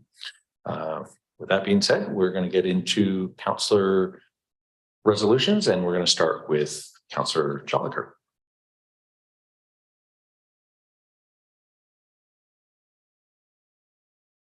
Thank you, Mayor. So I'll just start by speaking to the motion as it's laid out in the agenda. So this is in regards to overdose prevention services. The title of the motion is Stopping Harm Now, Immediate and Urgent Response to Inequitable Access to Overdose Prevention Services in Comox Valley. Whereas the impacts of death due to toxic drugs continues to disproportionately impact community members who identify as Indigenous, men aged 19 to 39, and people working in the trades. Whereas BC has declared a public health emergency, and the BC Coroner's Report and Select Standing Committee of Health's report on the toxic drug crisis have all highlighted the importance of harm reduction services such as overdose prevention sites. And whereas the primary mode of consumption in Northern Vancouver Island is inhalation, 58% in a recent report, but anecdotally higher. And the Comox Valley is the only community on Vancouver Island without inhalation services at an overdose prevention site. Whereas the Community Action Team has been advocating for an OPS with inhalation since the May 2021, and funding and an RFP did come through for an OPS with inhalation in June of this year. And the Community Action Team supported in collaborative discussion with community service providers and partners and peers, AVI Health and Community Services, the Comox Valley Street Outreach, Community Cares Peer Outreach, CVTS, Indigenous Women's Sharing Society, to develop a proposal for the OPS with inhalation services. And whereas in November 2022, Island Health notified the lead agency that the RFP had been canceled. And whereas people who use substances live, work, recreate, and use substances across the Comox Valley. And whereas in the last month, there have been multiple deaths and approximately 21 deaths from January to September in the Comox Valley due to the toxic drug overdose poisoning. And therefore be it resolved that the City of Courtenay champion the equitable access to this life-saving service of inhalation overdose prevention, harm reduction services, and other support services. That the City of Courtenay immediately and urgently requests to Island Health the establishment of a temporary overdose prevention site that includes inhalation services, and immediately provides stopgap measures, including operational and financial leadership to prevent further harm and deaths in the community as a result of toxic drug poisoning. That the City of Courtenay work collaboratively with peers, people who use substances, service provider partners, community support groups, outreach services, the Community Action Team, and Island Health in establishing an immediate temporary site for inhalation services on city-owned property in proximity to other shared services. That the City of Courtenay expeditiously facilitate the safe and dignified access and provision to the identified location for the use of inhalation overdose prevention services. that the city collaborate with service providers and the health authority to engage in a public communication to inform the public of the purpose, details, and intent around the temporary OPS service. And the city of Courtenay collaborate with the DCBIA to respond to concerns and issues arising from this service. And that the city send a letter requesting support from our municipal partners, Island Health, RCMP, the school district, the Ministry of Mental Health and Addictions for the establishment of the temporary service and a commitment for permanent life-saving service of inhalation overdose prevention services in the Comox Valley. It's a long one. Somebody could second that. Excellent. Thanks for that. Councillor Jolicoeur, would like to speak to your motion. Yeah, so this is as a follow-up to something that I shared with the council a few weeks ago and was brought to my attention from the community action team and our service provider partners in the community as a result of multiple deaths occurring in a very short period of time. And as mentioned in the motion, we're the only community on the island with an OPS without inhalation services. And I will say there are some who are joining online that I've worked really closely with on this motion and really want to just lift my hands up to them for their tireless efforts on the ground in this battle against toxic drugs and the impacts that toxic drugs have on people's lives and in our community. And so, really for me, this is an indication of the support the city can provide for addressing harms that impact our community members through working closely with our partners like Island Health, utilizing some of the resources that we have within municipal purview, such as land, and continuing to support ongoing harm reduction activities in the community. Again, just want to speak really to the work that's led to this point from the community action team and the service providers and the peer groups that have been listed in the motion. Thank you. Thanks very much, Councillor Jolicoeur. Does anybody else want to speak to the motion? Councillor Hillen. Thanks, Mayor. Obviously, a situation that requires some response, and certainly support the work that's going on in the community in relation to this. I suppose we don't have any indication from Island Health as to why the previous application was turned down. But my only concern about this motion is that it seems to put a significant burden on the city of Courtenay to do a lot of the work that, in my view, is in the purview of Island Health. And so I'm just wondering if staff have any comments on whether or not we're involved in any discussions with Island Health along these lines just now.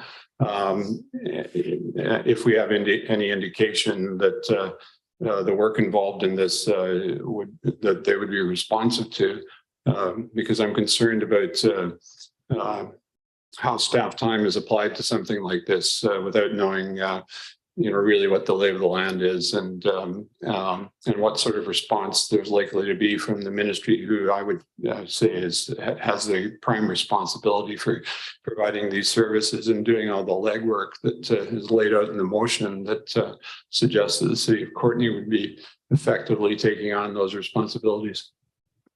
Thanks, Councillor Helene. Ms. Garbutt. Thank you. Through the mayor and council, appreciate this is an extremely challenging situation. Staff have been, I would say, indirectly and directly engaged through Mr. Rushton's staff. Craig has been involved in discussions, as have I, with Island Health in helping to support and find locations potentially for an OPS that's available. It's been reported back that there is very, very few property owners that are interested and willing to potentially host such a site. The current location that it does in injection support isn't capable of dealing with inhalants.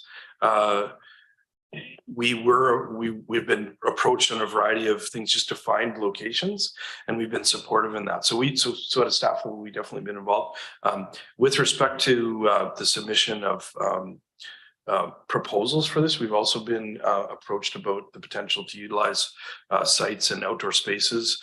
And so we've been involved in that as well. With respect to why Island Health has chosen to not proceed, they haven't provided us with any information in that regard. But I think it's more around the challenge itself of pulling it off. We've been notified that they're interested, and they've asked if we can potentially assist in hosting if possible. And we have made information available. We have through our engagement at a staff level, Island Health is aware of the support that we may be able to provide, and we are actively, both indirectly and potentially directly engaged, because there was some discussion potentially if this could be accommodated in adjacent to Connect. We will be in the process of installing a protected area for the storage of personal effects of people accessing services at Connect. It has the support of the RCMP as well as the ministry, and it is potential that could host an outdoor inhalation site. So given the history, the city has been involved, and ultimately the operative request here is to write a letter of support over and above what we've been doing already. Thanks, Mr. Garbutt, for that answer, and Councillor Hillian for the question. And yeah, I mean, it's definitely, I think the key word there is challenging. It's I've had some conversations with Island Health and the Homeless Coalition over the 8 years that I've been on council, and it's certainly been something that has been impossible really up to this point for the variety of reasons that Mr. Garbutt spoke of. Mr. Garbutt, did you want to add to that? My apologies, I had neglected to close my thought. We do know, however, that we are without staff in this area of focus specifically. Given some of the discussions that we've been having, we're aware of council's priorities. We will be studying the issue, and we will be looking for some support on the resource side to do this. As it currently stands, Mr. Rushton has been leading these initiatives as the director, and Ms. Saunders, prior to her going on family leave, was also involved in that directly. But we will need support just to undertake our regular activities, as well as we do have on the work program for 2023 as a carry forward item, the community sort of understanding our community development strategy. That was deferred because of the city taking over the Strengthening Communities grant, and that will identify gaps for sure. That's the intention of that study, is to understand what is required inside our community. Previously, I'm sorry to go on a little bit about this. Previously, we were looking at the potential of what's our role either in social service areas or housing. It's very clear that we probably have a role in, or potential to understand a role in both of those areas. So we definitely will be looking for resources though in order to have a sustainable ability to continue to move forward on these items. But as it currently stands, we have been active with our existing director. So thanks for that clarification, Mr. Garbutt. And with that, Councillor McCollum. Yeah, I guess overall, I just want to comment that I think, the city has really taken an initiative to work with our community partners, and I appreciate the comments that our CAO has provided around that in the context that, it's a complicated issue. It's a provincial health matter that is not getting the attention that it needs. And I certainly support the city of Courtenay and our council taking up an advocacy role in providing a letter and perhaps trying to re-engage on some of these topics with our provincial minister to get this matter addressed. But this resolution has got a lot of elements to it, and some of it I'm not entirely clear about what it is that we're directing staff to do. And then other aspects seem as though we would be asking our staff to take a leading role in establishing a site like this. And I do have some reservations a lot around that. If there was a lead agency asking for our support in terms of zoning or providing a site, you know, I would love to see that and consider it, but I'm just looking at particularly, I guess, the fourth to last paragraph that the city of Courtney expeditiously facilitate the safe and dignified access and provision to the identified location for the use of inhalation overdose prevention services. I'm not clear if we're supposed to, like, what facilitate would mean in this context and what the identified location is. So I find that having so many separate action items into one resolution makes it hard to to address any of these individually. Like the first paragraph is related to championing the equitable access. And to me, that I would interpret that as being advocacy with the province. So that piece I would very much like to support, but then there's other elements that I think just needs to be hashed out a lot more clearly before council could provide direction to city staff on. So, I also am very supportive of the final paragraph suggesting that we ask for other partners in our region to provide a letter of support to the Ministry of Health and Addictions, as well as VIHA. So those two pieces I would like to maybe pull out, or perhaps we could sever this motion so we could look at all of these paragraphs individually, just for the sake of clarity. All right, thanks very much, Councillor McCollum, and we have a couple more comments, and then I'll give it back to Councillor Jolicoeur to kind of respond. But the idea of possibly amending or adjusting the motion as it is, appreciate that, Councillor Frisch. Oh yeah, thanks, Mayor. I was going to suggest that it could use a bit of work, and maybe staff would want to help us out to figure out, to just tease out what we're already doing, what's an easy win, and what would be a bigger commitment. And so if council wants to sort of take it apart right now and do that, that's fine. But also we could refer this to staff for a short report in that vein. I think it might be helpful as well for all of us. Okay, thanks for that. And Councillor Moore. Thanks, Mayor. Yeah, I mean, I really obviously appreciate the bringing this issue, into a council meeting to give it the attention it deserves. I think, we've seen in other municipalities, there's been a real aversion to taking a stand on this, and in fact, not wanting to provide resources to help with this issue. And I think this council, and now with the addition of Councillor Jolicoeur as well, has made it pretty clear that we do take this seriously, and we do know that many people in our community are impacted. So, I mean, I'm not opposed to us, making a strong statement about that we are supporting our community partners in recognizing this issue, particularly around the deaths from inhalation. I think that is worth highlighting. And of course, doing some advocacy to Island Health. Perhaps, there's a new minister now. So we've got yet another minister of addictions. So that's another issue that can complicate things because there's new relationships, etc. But I would like to see us make a statement, write a letter, that kind of thing.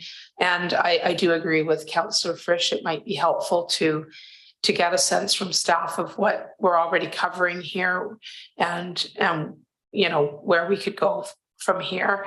Excuse me. But I do want to, you know, I do think it's important that we differentiate ourselves in terms of knowing how serious this is, and that we are not, you know, blocking these type of services in our community, and that we're very supportive. So I would be in favor of something along the lines of Councillor Frisch, but I'll let Councillor Jolicoeur weigh in. Thanks. Thanks, Councillor Morin, and I've already spoken to Councillor Jolicoeur myself, but just for those that aren't, actually, maybe I'll let Councillor Cole Hamilton speak, since that'll be all of council. Great, thank you, Mayor, and thank you, Councillor Jolicoeur, for bringing this to the table. And I think there's consensus here that this is important and it's urgent, and it's something we need to consider. I see, I think, in line with many of the other members of council, the advocacy role is very clear with the new minister, as Councillor Morin was pointing out. Minister Whiteside, it would be good to be able to bring this to her attention, and the degree to which we believe that a solution is urgently needed. My concern is echoes something that was said by Councillor Morin. Sorry, Councillor McCollum.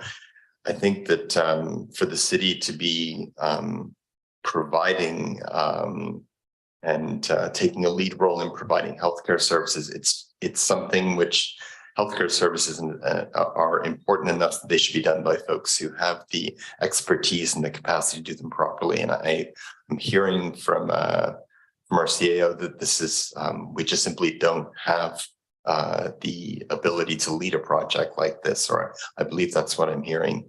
If it were a matter of an agency being ready to do this and us being able to facilitate the land they would need and other matters surrounding it, and I think we could certainly be of assistance. But I think that because it's a complex issue, and this is an extremely complex resolution, I think it would be useful to have some a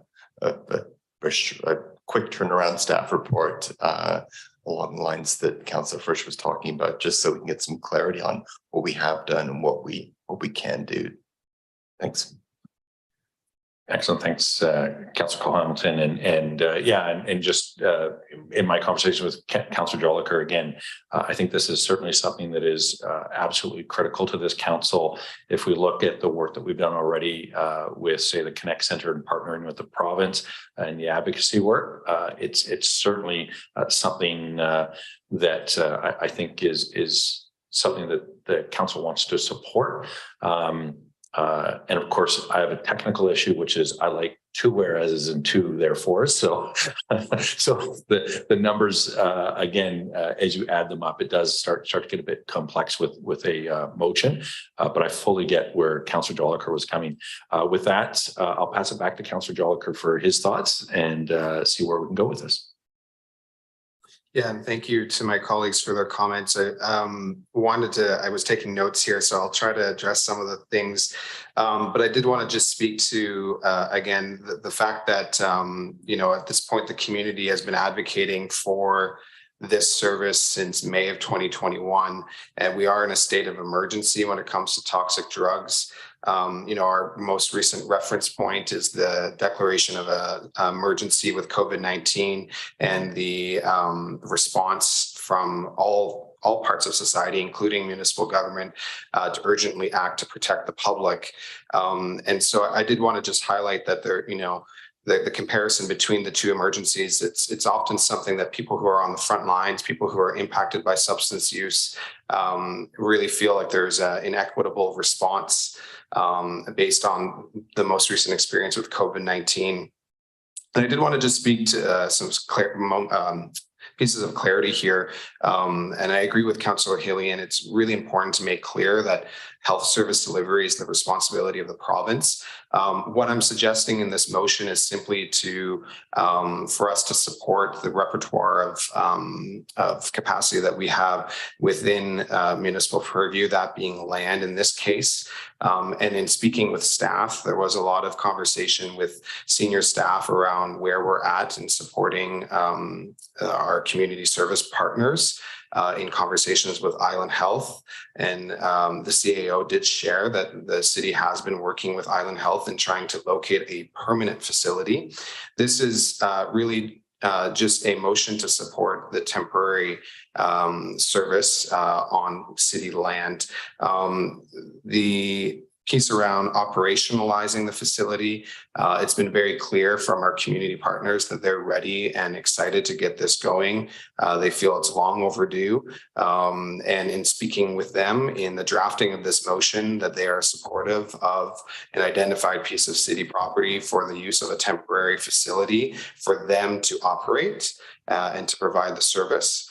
And in terms of the site support for the city, that Councillor McCollum was mentioning for the safe and dignified access, that came out of conversation with staff and understanding, and the CAO did provide us an update with the fencing that will be put up on the property. And so that's really, again, just to provide a specific statement that we would consider looking at the provision of that operational activity that the city is already going to be doing and is in the process of doing to be able to be supportive of a temporary inhalation OPS. And so that's what that really means, is that that parking lot currently would have, the support of having a dignified access for people who are going to use that service. And also happy to separate these as well, if that makes my colleagues more comfortable with addressing it. And it is twofold, as per some of the comments, both continuing the championing that we're doing already as a city, but really this is meant to be an urgent action oriented motion. Some of the comments around a staff report, I can tell you that people on the front lines already feel like we are behind on this. People are dying and our frontline workers are burning out, knowing that we do not have a service that other communities have. And I will say a piece that's not in here, but anecdotally, people are already inhaling substances at this location, unsanctioned, without the resources available. And we are putting a strain on one of our community partners who's providing services through the wall in our Connect building, who are having to respond to overdoses in the parking lot. And so really what this is doing is really just supporting the sanctioning of a temporary site for people to use, accessing the financial support through Island Health to community service providers to support that service delivery. And so I think that those were all the points that I had in response to some of my colleagues. Thank you. Thanks, Councillor Jolicoeur, and we have Councillor McCollum. Thanks, Mayor. Yeah, I appreciate the additional context around the intent of what this motion is meant to capture, but from the wording of what's on the page and what will sit in the public record, that's not clear. I mean, there's no mention of fencing. We don't know what service provider we're providing support to. That to me, like what we have in front of us to support, I have a completely different interpretation of than what's being outlined with the additional context. So I don't know if it makes sense to go back and try and parse this out into separately from the advocacy versus supporting a specific set of services that an agency is looking to provide on city property. And if that's the case, well, that's great news. And I think most, judging from the comments that have been made already, that there's little opposition to that. And you mentioned that the city is already working on that piece in terms of the fencing. So maybe in that particular example, I don't know if a resolution from council is required. So maybe just some clarity on what the gaps are for this service provider to get this temporary site operational and the specific asks of the city in order to facilitate that would be helpful. If that were clear to me, then I would have a better idea if that's something that the city is able to provide. Thanks, Councillor McCollum. And yeah, my conversation with staff are along those lines. Like we're already working on those things. So I think, again, if you go to that last paragraph in the motion, which is really to bring the full weight of council's advocacy towards this through a letter, I'd be willing to meet with Island Health, with members of council, yourself or other members with staff, to really push that urgency, which I think that's the key word that I've heard you say over and over again is we know it's a crisis, but like how do we get like over that sort of hump, so to speak. With that being said, Mr. Garbutt has a comment as well. Through the mayor to council, appreciate the discussion around the motion in its totality. I would say that operationally we're engaged on the location of a OPS if one came forward in the wider community with respect to the potential to have it on a temporary basis attached to the Connect site. The initial discussions that we had or were made aware of is that it would not require any changes to the leases that are in place. So Comox Valley Transition Society and the partners to their, they jointly made a submission to Island Health. If that was to proceed, the authorizations would be in place. The direction to write a letter with broad focus, we would appreciate that direction. We can certainly do that. But in the reality of the short-term reaction and support, should a service provider come forward, we're able to do that as it is now. I think there should be some future additional discussion on where our capacity is, but we are enabled and we don't need council direction at this point,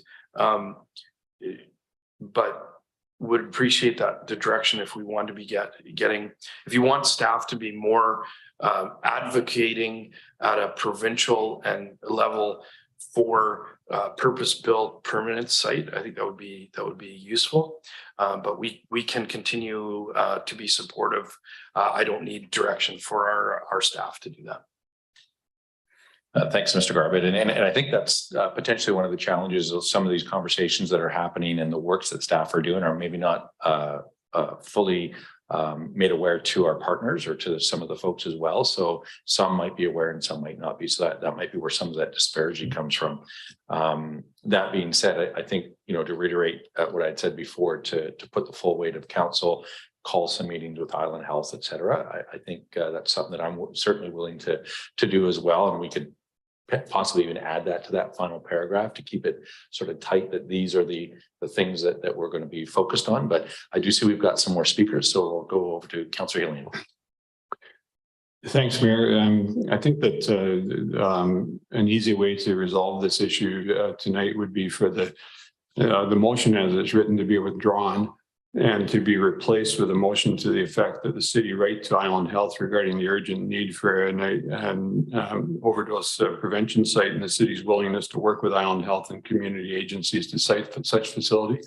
That basically puts us on record as willing to work with the organization, an invitation to dialogue with them, and gets us away from all the potential misunderstanding around to what extent the city's engaged in operation and et cetera. I think a lot of the material that's in the 7 whereases and the 7 therefore be it resolved could actually be part of a letter that would basically, build the case, which of course Island Health already knows, and we don't actually know why they're not providing a service. If it is simply because they can't find a location, then maybe they'd be happy to come to a meeting and talk with us. But I think rather than us debate this endlessly, I think we all recognize there's an urgency, and the city's best role is in advocacy, that we're on the ground partnering with the agencies already and willing to continue doing that. So we put that on record by stating it to Island Health in the form of a letter. I think most of us would support that as an immediate action. Thanks. Thanks, Councillor Healy and Councillor Frisch. Yeah, thanks, Mayor. And actually, I was just going to suggest something similar. So I guess my question is more for Councillor Jolicoeur, see if he would be interested in supporting something like that. not completely different motion, but a slightly different motion. Councillor Jolicoeur. Yeah, and I appreciate that. I think that for me, it's really, and the mayor spoke about it, is the sense of immediate urgency. We have the holidays coming up. We have a lot of city staff and Island Health staff and our service provider, our small nonprofits who are going to be going off on holidays, but people continue to use substances and the risk continues to their livelihood. And so I guess it would be more around just, again, the sense of urgency and the responsiveness in us being able to, us being the city, being able to provide it, if in fact that is the direction that we can go in terms of service providers saying, yes, we're ready. That is my understanding in drafting this motion in collaboration with them. And so open to reworking this. I would just say that, you know, it needs to be focused, as Councillor Helian said, on the responsibility of Island Health and our declaration of this being an urgent need for our community. So open to it, yes. All right, so I guess that what was on the recommendation there was a potential withdrawal, just because it is a massive resolution, so that we're not sort of picking and choosing, withdrawing the motion and then basically doing a subsequent motion and unfortunately Councillor Helian is really good at articulating this stuff, but he articulated it quite well. And again, just trying to be not. I would probably, if we're not going to talk about it tonight, it means we're going to defer it to the next meeting. Recess, as in like a 15-minute recess, just I would say the likelihood of that is probably not there. I mean, unfortunately, I think.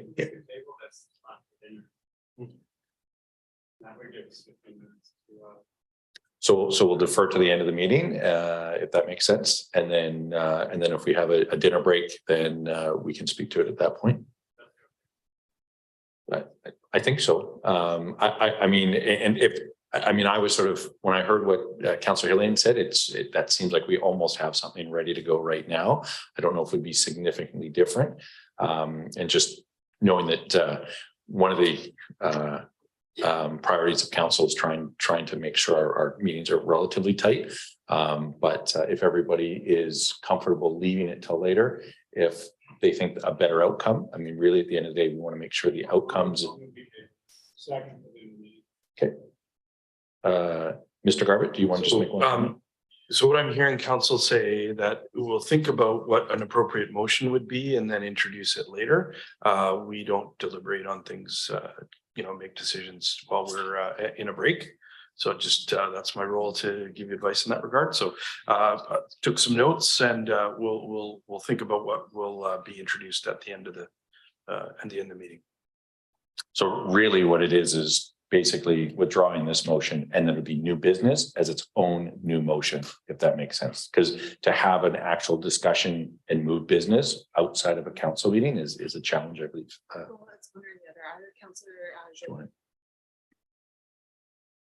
Hang on.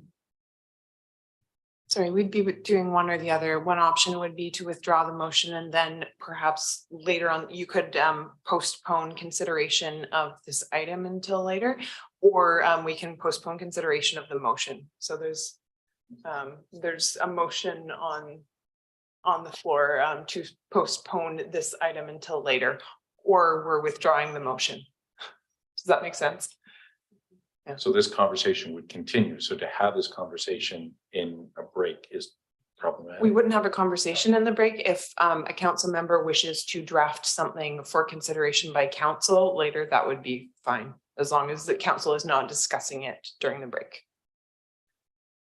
So really, we're just deferring the conversation till later. If that makes sense. We do have a motion that's been moved and seconded on the table. Did you want to speak to that, Councillor Morin? Are we allowed to? Yeah. Okay. So the motion was to postpone this item until the end of the meeting. All right, all those in favor? Any opposed? That passes unanimously. Councillor Jolicoeur, 9.2 substance use strategy.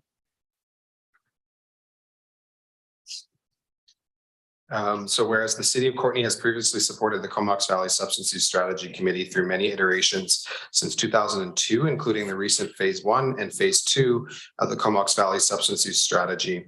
Whereas substance use and misuse impacts the social, economic, and health of Courtenay residents, families, businesses, organization, and workplaces, while disproportionately impacting those who are systematically and economically disadvantaged.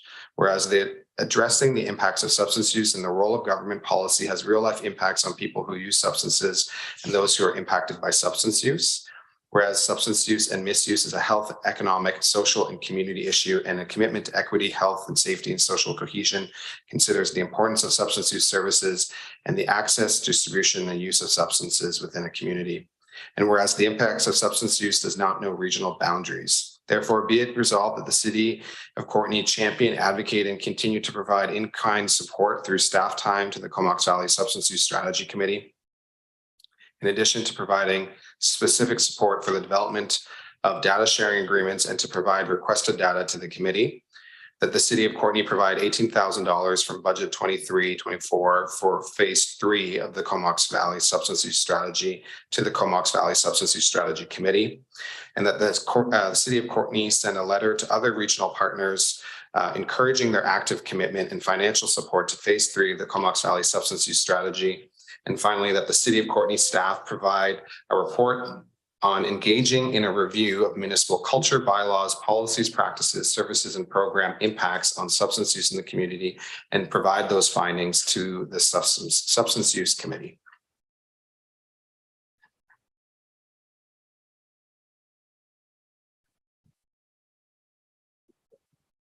Not yet. You're seconding? Oh, Councillor Cohan will second that. Thanks very much. And Councillor Jolicoeur, did you want to speak to your motion? Yeah, so this is coming out of the delegation that we received at last council meeting. Really just to clarify the continual ongoing commitment of the city to support through in-kind and financial support, with the addition of the key highlights of the committee, who the city has appointed me as the representative for the data sharing agreements, which is part of their phase 2 and phase 3.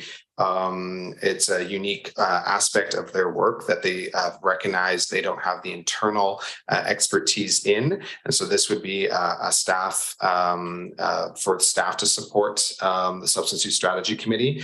Part of the Substance Use Strategy phase 1 and phase 2 work is understanding how all aspects of society play a role in substance use. And so the last Be It Resolved really speaks to the role of the city of Courtenay. And so that last Be It Resolved is really just to get a staff report on whether or not a review of municipal operations, policies, and practices impact on substance use. Again, this is really just in support of phase 3. The committee representatives and the facilitator came to our last council meeting, both representatives from the Community Health Foundation, Community Health Network, and the Walk With Me project. I would say that I recognize that recently, just before the meeting, we got the MOU that was signed between the Health Network and the city. And so I just want to acknowledge that as well, that didn't necessarily play into this motion during the drafting phase because I hadn't seen it, but I just want to acknowledge that. Excellent. And maybe just for clarification as well, is that the second, therefore, that the city provide 18,000. It says budget 2023/2024, but it is only for 1 year for the 2023. But it is a budgetary decision.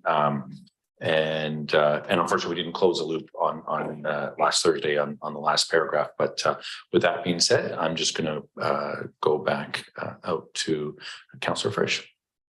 Yeah, thanks, Mayor, and thanks for bringing this motion forward.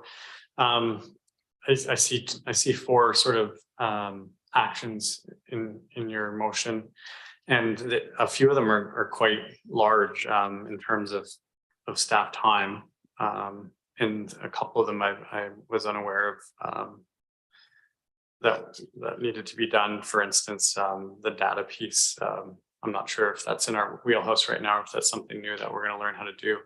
I'm wondering if this is big enough that we should take it to strategic planning to sort of discuss it and see where it fits in, because it is a pretty large piece. So I'll let other people speak, but I'd happily refer this to strategic planning. Thanks, Councillor Frisch, and Councillor Cole Hamilton. Yeah, thank you very much. And thank you, Evan, Councillor Jolicoeur, for bringing this here. This is important work, and the substance use strategy has had support from this council since its very inception. In fact, we turned it from a Courtenay initiative to a region-wide initiative.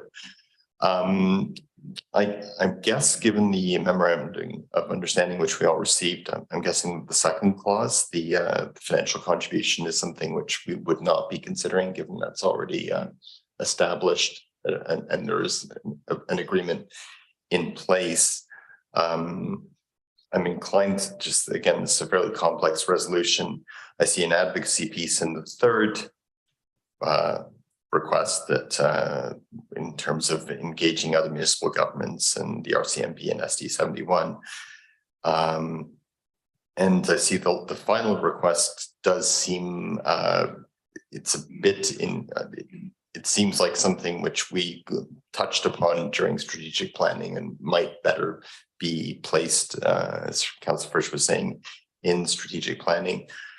And the final piece I just wanted to get, which is actually as the first piece, I wanted to get a little bit of clarity on what the envisioned role is in relation to the data sharing agreement. And I don't know, because it's not entirely clear what that would be, whether our staff have the ability if they do have the ability, what they foresee as being likely sort of amount of efforts and resources that would be required to achieve that. I don't know if you've spoken to them about what the data sharing agreement is in previous discussions before bringing this to council, but it would be helpful to get a sense of, first of all, what that entails, and second of all, whether we have the capacity to do that.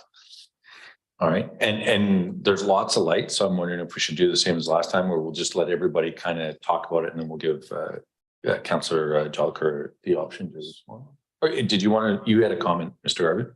Just to thank through the mayor to Councillor Cole Hamilton. Just for clarification, the motion you're referencing, therefore, be resolved that. So the in-kind, just summarizing, and then the data sharing agreement. So we currently have RCCS staff that participate at the table. So it's a continuation of the in-kind support. The MOU indicates that we would carry on those works. Not totally clear what data is required, and Councillor Jolicoeur could do that. But typically, when we're partners in projects, we share data, whether it's baseline GIS mapping or whatever is available, subject to freedom of information requirements. I'm not 100% sure with that in that regard. The MOU, subject to council approval of the annual financial plan, commits to $15,000 for the next 3 years. So the motion presented as an increase there, and then ultimately again providing a letter of support for other continued participation of other parties would be relatively standard. Thanks for that update. And Councillor Morin. Great, thanks, Mayor. Yeah, I find that most of this motion does speak to what's already embedded in the excuse me, in the MOU, and there is that proposed budgetary increase of $3,000. So again, I think that separating out items, I find that there's too many different things in one resolution, and that, as I said, much of this is covered by the MOU already. So yeah, I'm not supportive of this motion because it doesn't the way it's written, because it's sort of repeating what we've already committed to, other than those couple items around writing to regional partners and that budget increase proposal. So, and just the last one, the review of municipal culture, et cetera. We do have in strategic planning this whole big piece around social infrastructure and what that looks like and what resources we may put into that down the road. And I do see that this is that last therefore is a huge amount of work that probably should land under that other work that we're contemplating around social infrastructure and what that looks like. Yeah, so those are my comments on that. Thanks. Thanks, Councillor Moore, and Councillor McCollum. Yeah, I'll try and be concise because a lot of my thoughts are echoing what's been said already. Yeah, I appreciate the response to the delegation and certainly the excellent work that we've seen from this committee and the substance use strategy itself.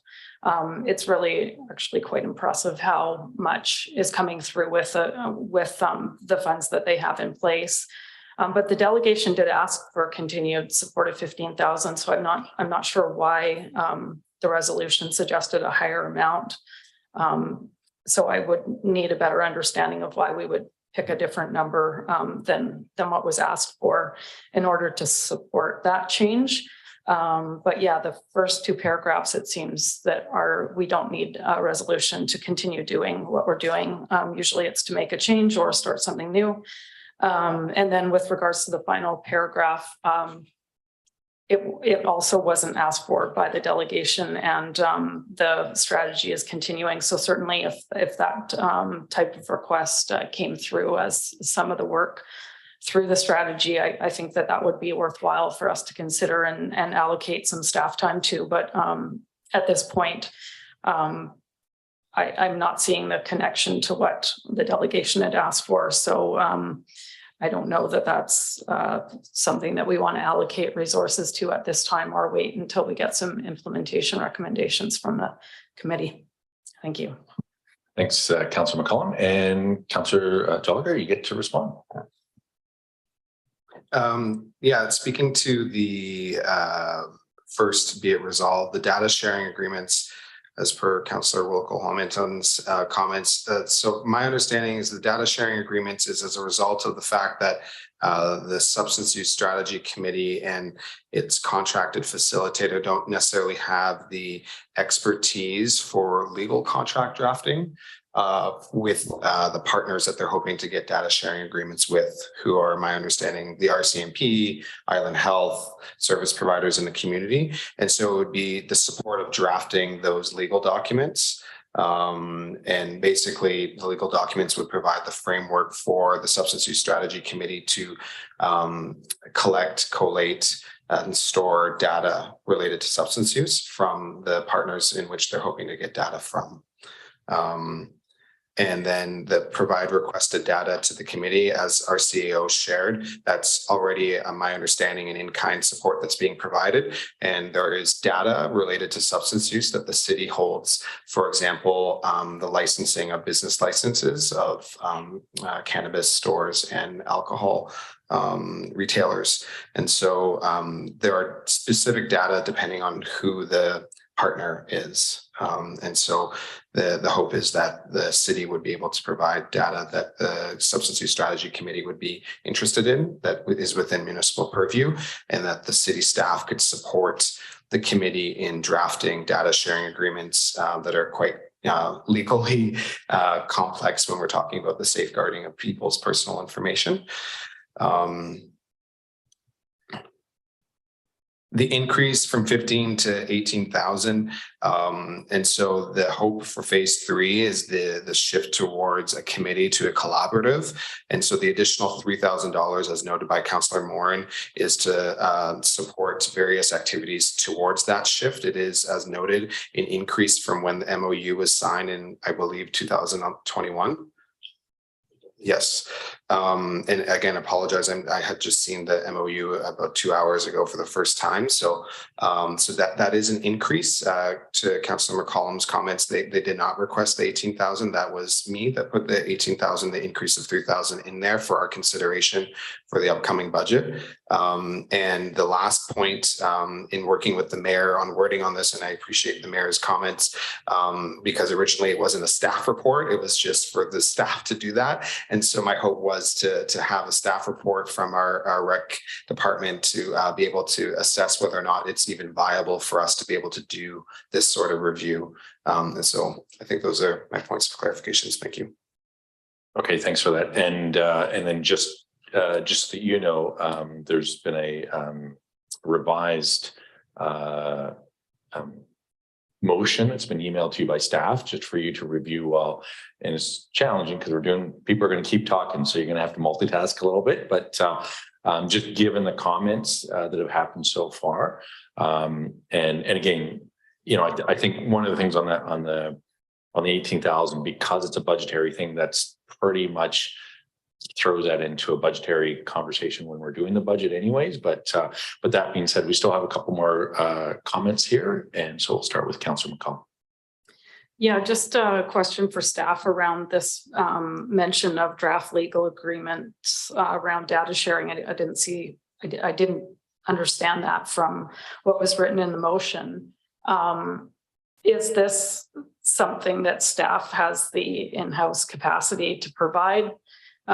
Because if not, it seems to me that we would be incurring legal expenses on behalf of this committee's work, which to me is quite a bit different than an in-kind contribution from an existing staff member.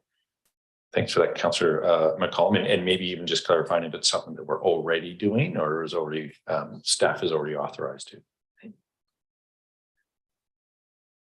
We wouldn't have in-house resources to draft the data sharing agreement. Councillor Joel Kerr had provided an example of potential data. I do think that you know, with some additional look at this, we can see what potentially could be involved. We will obviously take council's direction, but we do have. Pursuant to the MOU, the matter of funding towards this project will be discussed during our budgeting time. We may be good to get some additional information from the project proponent in accordance with the MOU, because it talks about sharing information so as to inform discussions. There is also a partnership between the regional district and the village of Cumberland have provided funds in towards this. So I think that would be appropriate to have some of those discussions at that point. So just for council's reference, this will specifically be a matter discussed during our budget deliberations, and we can get additional information at that time. Thanks for that answer.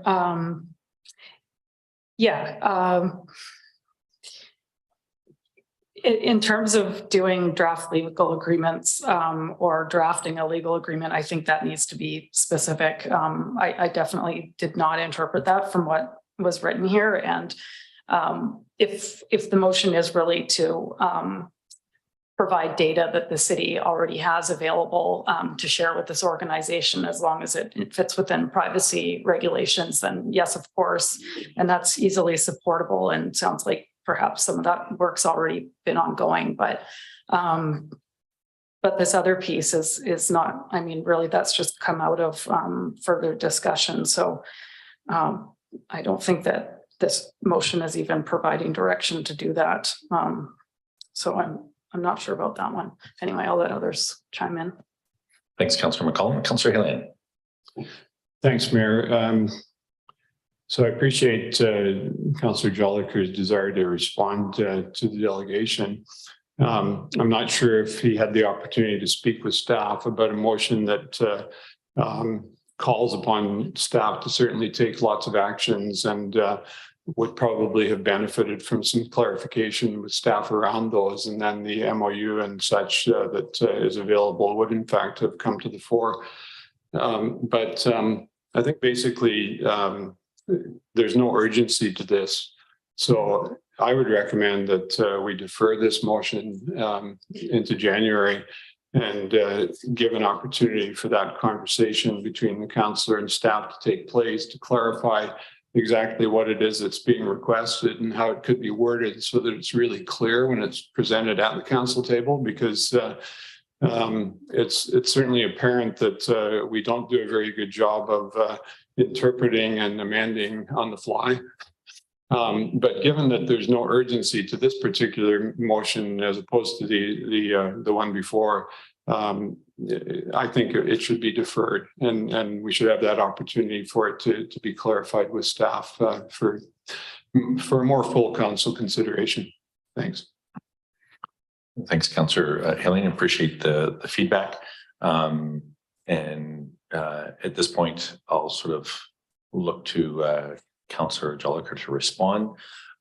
If you need a second, another question that we're going to need to contemplate is whether or not we want to push through to the end of the meeting, or if we want to take a break after this conversation, maybe for dinner break. Councillor Frisch. Yeah, I didn't see any lights on, so I'm going to move that we defer this motion to a future meeting. All right, it's been moved and seconded. All those in favor? Any opposed? That passes.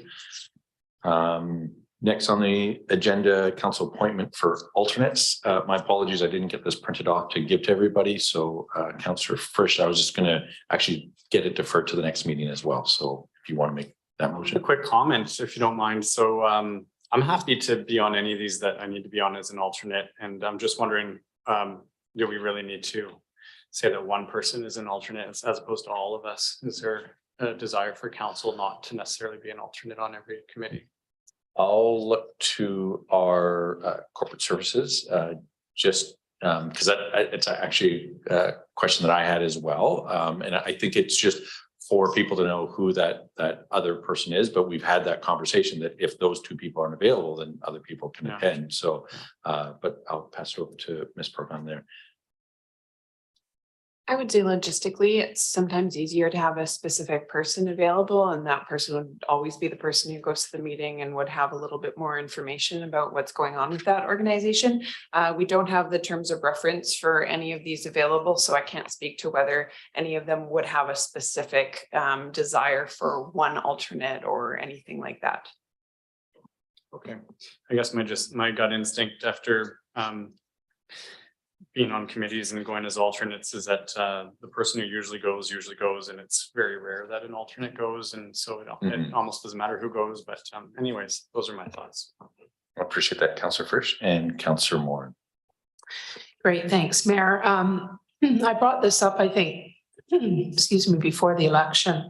In terms of alternates, I would like to see us, if we're unable to go to a committee meeting, that we absolutely contact whoever the alternate is, whether that's a named person or another member of council to go in our place.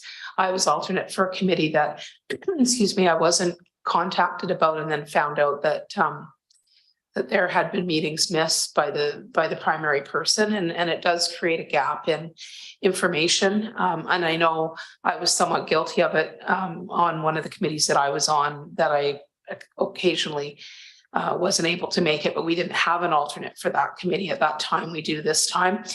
But in hindsight, I wish that I had made a point of asking another council member to attend.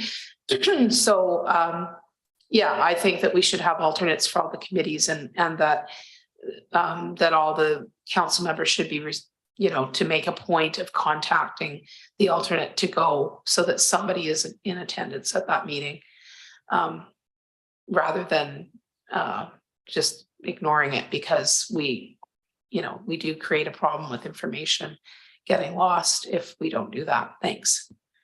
Thanks for those comments. And yeah, I think it is critical that, for all of these different committees and collaboratories, et cetera, that are out there in the community, that to be able to show that we are part of that process. And I think to your point, one of the things is sometimes when somebody's not able to make it, if they're ill or whatever, they may not actually have the ability to communicate very effectively, but having a process where that goes either through the mayor or the mayor's office. So we've got Yuri who can look after finding that alternate person, whoever that is, and kind of go through the list. But yeah, absolutely. I think there certainly was multiple times over the 8 years that I've been on council where some things were just not attended to. So fully get it. But that being said, I don't have a list to give you right now. And I have gotten responses from council. So it's sitting on my laptop, but I'd much rather just defer this and send it out at the next meeting. I don't think it's absolutely critical for this evening, but I think given the conversation here that we still want to make sure, one, that there's an alternate that we can let these organizations know who that alternate is, but also to, as you said, strengthen our internal communication so that if somebody's not able to make a meeting for any reason, that there is a system that is relatively simple, I think, to make sure that we're still attending and providing that representation to these organizations. So with that being said, I'll just do, what is that, consent? Unless there are any objections. Yeah, if there's any objections, we're just gonna defer this to. Thank you, sir. Well, unless there's any objections, but I don't think there are. So thanks very much for the conversation, though. I do appreciate it. Moving on to a notice of motion from Councillor McCullum.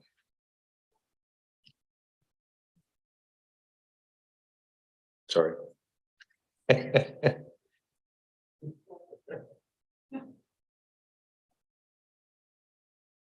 Whereas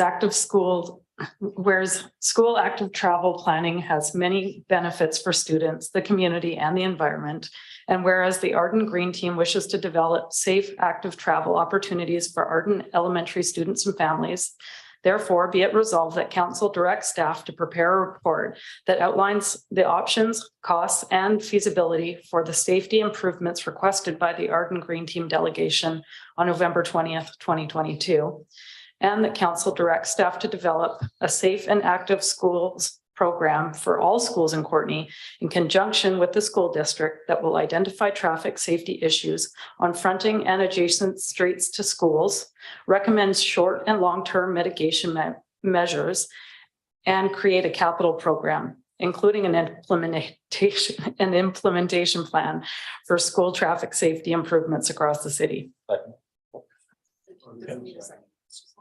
It's no notice of motion, but I appreciate the enthusiasm. No, thanks so much for that. Thanks, Councillor McCullum, and appreciate it being brought forward. We don't really need to speak to it today, but appreciate the motion notice for our next meeting. And that brings us to bylaws, first, second, and third readings. And we have Councillor Cole Hamilton. Thank you, Mayor.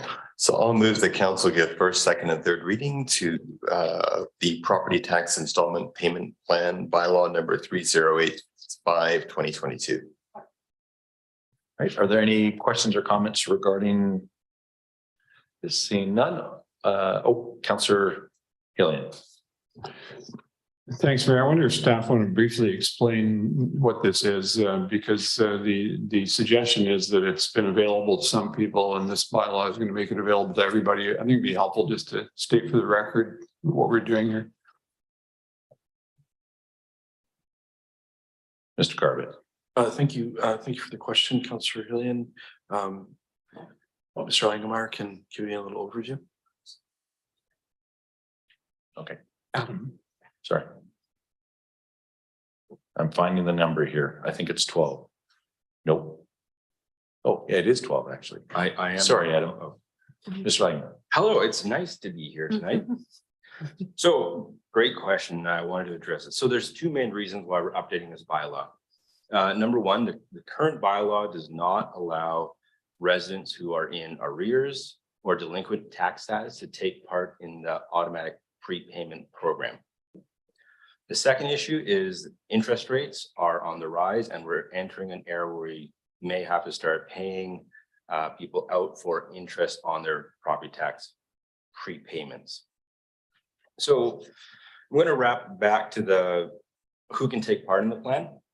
So the property tax prepayment program is a program you take part in, you sign up for, you give them the banking information. It gives the city authorization to pull money from your account. This program had its beginnings in 2002 when banking was not quite as online as easy as it is today. So what we've seen that people use this is really for budgeting.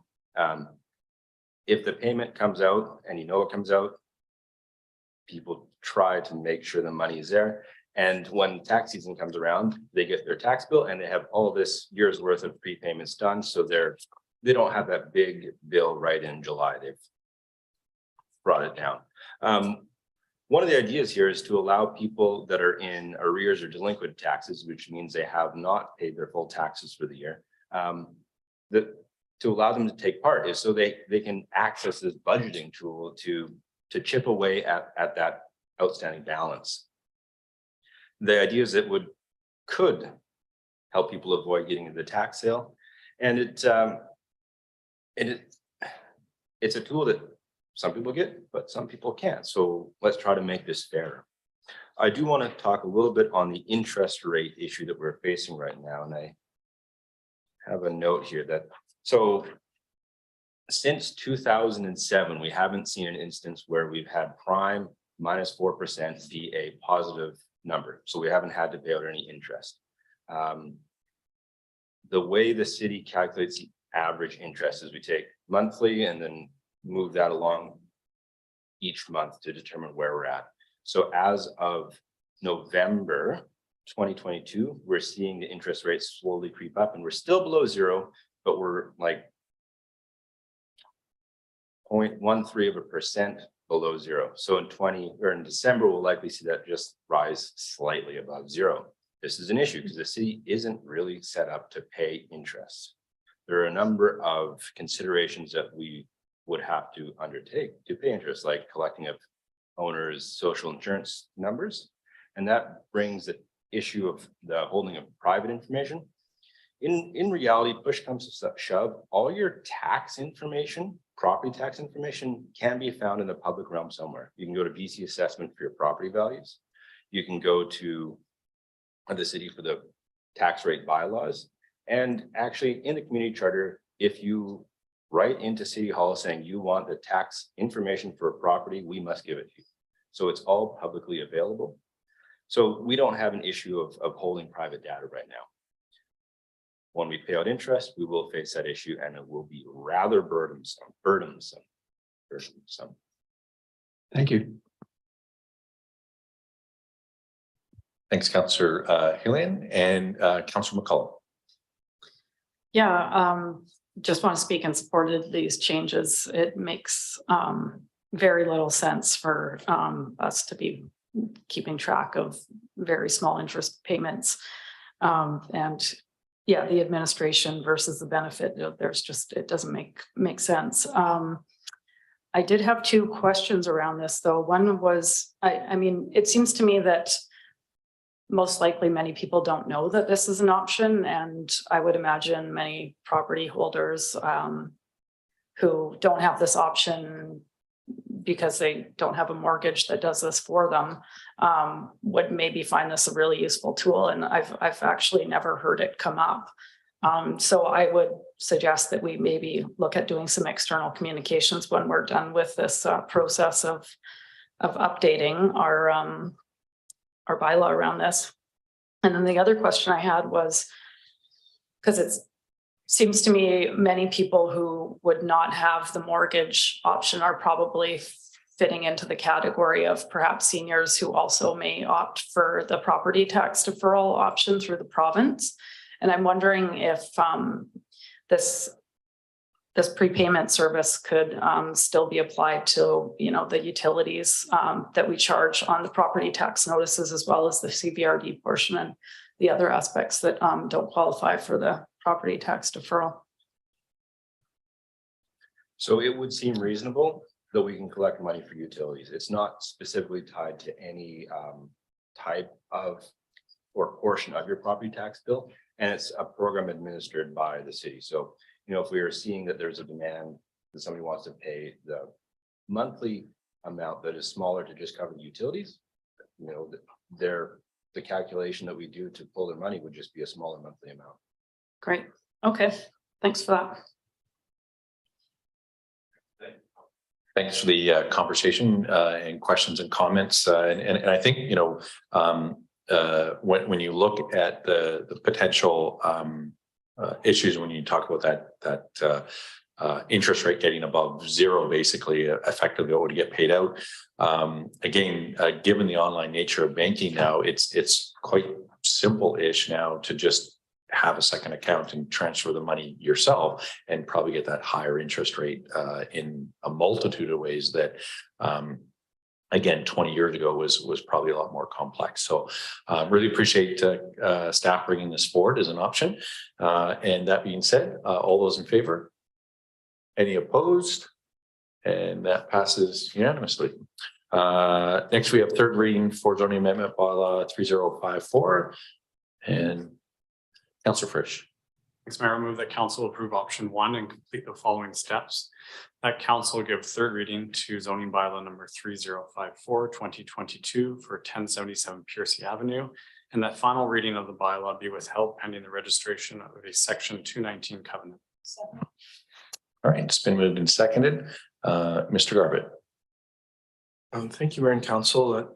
We have a third reading report in front of you, beginning on page 107 of the agenda. Staff have done an overview of the 3 areas that were addressed or raised during the public hearing: laneway vehicular access and parking adequacy, laneway drainage and snow clearing, as well as nuisance laneway noise and behavior. The staff report's been prepared to provide council with background on those information points.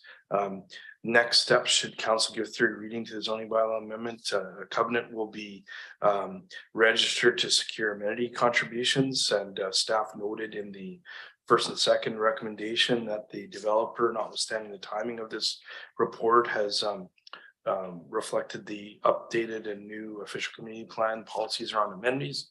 And the second condition that would be covenanted is the developer agrees to rebuild and pave the full width of the lane along the property and out to the entrance to 10th Street prior to building occupancy. 2 aspects of those development requirements speak to the big picture around housing affordability, and the second half of access issues that were raised during the public hearing. Ms. Gothard is here if you have any questions. And we have the recommendation for you on also on page 107 of the agenda. Excellent. Thanks so much for that. And Councillor Hillian. Thanks, Mayor, and thanks very much to staff for providing the report in response to what we heard at the public hearing. I just want to make some general comments about the concerns expressed by the people in the neighborhood. First of all, no doubt that this property had a history of significant problems, an unsightly premises, a house that had been allowed to become derelict with people there whose activities created huge concerns for both the safety and the well-being of others in the neighborhood. So people did express at the public hearing that they were pleased that that situation had changed and that there was a new development to take place. And in general, we had positive comments about the nature of that development. The exception to that were the issues that are identified in the staff report. And I think primarily the fact that parking is going to be at the back and access to this complex will be through a lane, which up until now has essentially been used primarily by the people who lived in the neighborhood. We had one resident who lives there who didn't actually take part in the public hearing, but who contacted council a significant amount of time ago and almost saw that laneway as a park. an area that provided quiet enjoyment for those in the neighborhood, which of course is going to be lost as this development proceeds. Other people are concerned about lights shining in their children's bedroom windows and noise that potentially disturbs their quiet enjoyment of their homes. It illustrates that when we make these types of developmental changes to the community, there's benefit for some while there comes a cost to others. Many of us in the course of our lives have lived in neighborhoods that have undergone changes that have some of which we've liked, other of which we've struggled with. And I think that's what we're dealing with here. So our decision, as I see it, is whether the overall benefit of this development to the entire community outweighs the inconvenience and the loss that will be experienced by the people who live in the immediate neighborhood. And so I'm going to vote in favor of this, but I just want to assure the people who live there that I heard your concerns. I share your concerns, but I think on balance, the benefits of providing new housing for more people outweighs the inconvenience that is going to be experienced. Inevitably, when we live in a community, it does in fact change. It doesn't always change in a way that that we appreciate, because we've usually come to like it the way it was. But it's just a question of balance, I believe. And I think that ideally we would have a development that would maintain those qualities, but the logistics of the site, the specifics of the site, which staff have outlined for us, and the concern with having pedestrian access one end, vehicle access at the other, mitigate against making major changes that would in fact address the residents' concerns. I suppose I would wish if we could do any of these things differently, it would be that there be some sort of a dialogue process between developers and people who live in neighborhoods about these types of things fairly early on. I guess that may have happened to some extent, but I think we had people at the public hearing who were expressing somewhat surprise or lack of understanding as to why it had to be this particular way, and maybe a greater involvement in the process earlier on would help to mitigate that. Those are my general comments. Thank you, Mayor. Thanks very much, Councillor Hillian, for those comments. Councillor Jolliker. Yeah, thank you, Mayor. And just want to also add to Councillor Hillian's comments around my appreciation for the neighborhood, for their coming together to share their thoughts on this development. And my appreciation for staff in responding as diligently as they have in this report. I just have one question pertaining to the section on drainage and snow clearing. I appreciate that staff in the report identify that the laneway will be the responsibility of the city, and that the city's practice is not to place snow that's been removed from public road or sidewalk onto private property. And what I also heard from the neighbors at the public hearing was a concern around the laneway being a dead end. And so I'm wondering if staff can speak to snow clearing practices for when there's a dead end in a small space like a laneway, and the perception that snow piles may be left at the end of that laneway. Mr. Garvey. Now, Nancy may have pre-positioned a response to this with Public Works staff, so maybe I'll let her respond. Yeah, through the chair. That's right. I did reach out to Public Works to understand their practice, and they said that either snow is stored within the right of way or hauled away. So in a location like this, storing within the right of way is very difficult. It's very narrow. Hauling could be an option. We do recognize that with, more projects having laneway access, that this topic is one we want to spend more time on and make sure we're getting it right. But definitely the intent is never to actually pile it in people's yards. Thanks for that. Mr. Garvey. If I may, through the mayor to council, as identified, infill development is absolutely critical for us to maintain and address our growth management objectives and reduce the overall cost of development inside the city, both financially and from an environmental perspective. Municipalities across Canada deal with this in areas where they have very significant snowfall. I know Ms. Goddard is from prairies like I am, I think Winnipeg. They have one-way streets that are in fact two-way that they deal with snow in that area. It is an issue that is infrequent in the community, and we deal with it to the best of our ability. But modern planning principles are telling us to not plan for the worst case scenario, which is leading us to have narrower road frontages, smaller parking requirements, et cetera. And so in the event that we have a snow event that we had it even worse last year at this time, we make do and we do our very best in this regard. But ultimately, the requirements for snow removal, et cetera, to drive our urban design response are issues that we're going to have to move through, particularly because we're trying to do infill inside the development footprint of the municipality. It is an inconvenience in some cases, and as you saw, we removed all the snow so we could have a snow Santa Claus parade. And in the event that we have to do that, then the city works away at it over time. Excellent. Thanks for that. And yeah, I think our staff this year and you know, as long as I've been on council and lived in the community, I think they've done a pretty good job of actually getting out there and making sure that emergency vehicles, which is the priority during the snowfalls, that they're able to move around. And thanks to Councillor Hilling for articulating that really balance of growth when we're looking at growth and how we have those documents like an OCP and a regional growth strategy, official city plan, where we're looking at what the best practices are and you know, hopefully, and in this case, the developer really did embrace those best practices. And so with that, really appreciate everybody's conversation on this, and I will call the vote. All those in favor? Any opposed? And that passes unanimously. I'm now going to Councillor Frisch. Mr. Mayor, I'll move that council close the meeting to the public pursuant to the following subsections of the community charter. 91A, personal information. I'm sorry.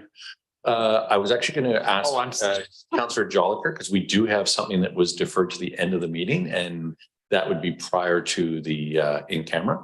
And so I think the question is, are we going to attack that prior to a dinner break, or are we going to break and then come back? Councillor Jolicoeur. Yeah, thank you, Mayor. And I've just sent the revised motion to our staff.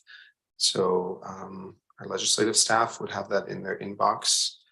I'm not sure if we want to pull it up on the screen. I'm happy to move that now.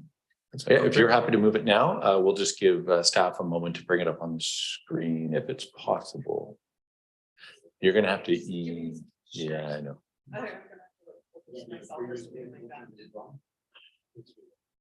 Yeah, let's withdraw the previous motion then. Okay.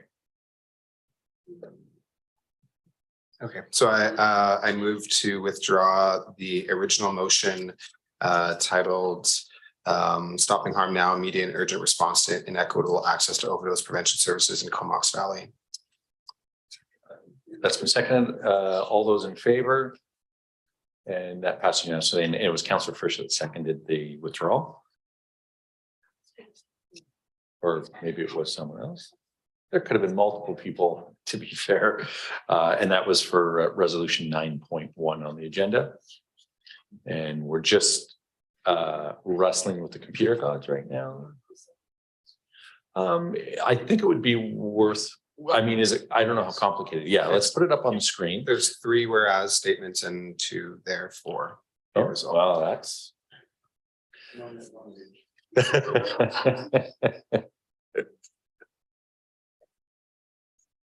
We're just have to get into the Zoom and then sharing and all that stuff, but we'll. And so where that Christmas music would come in handy again.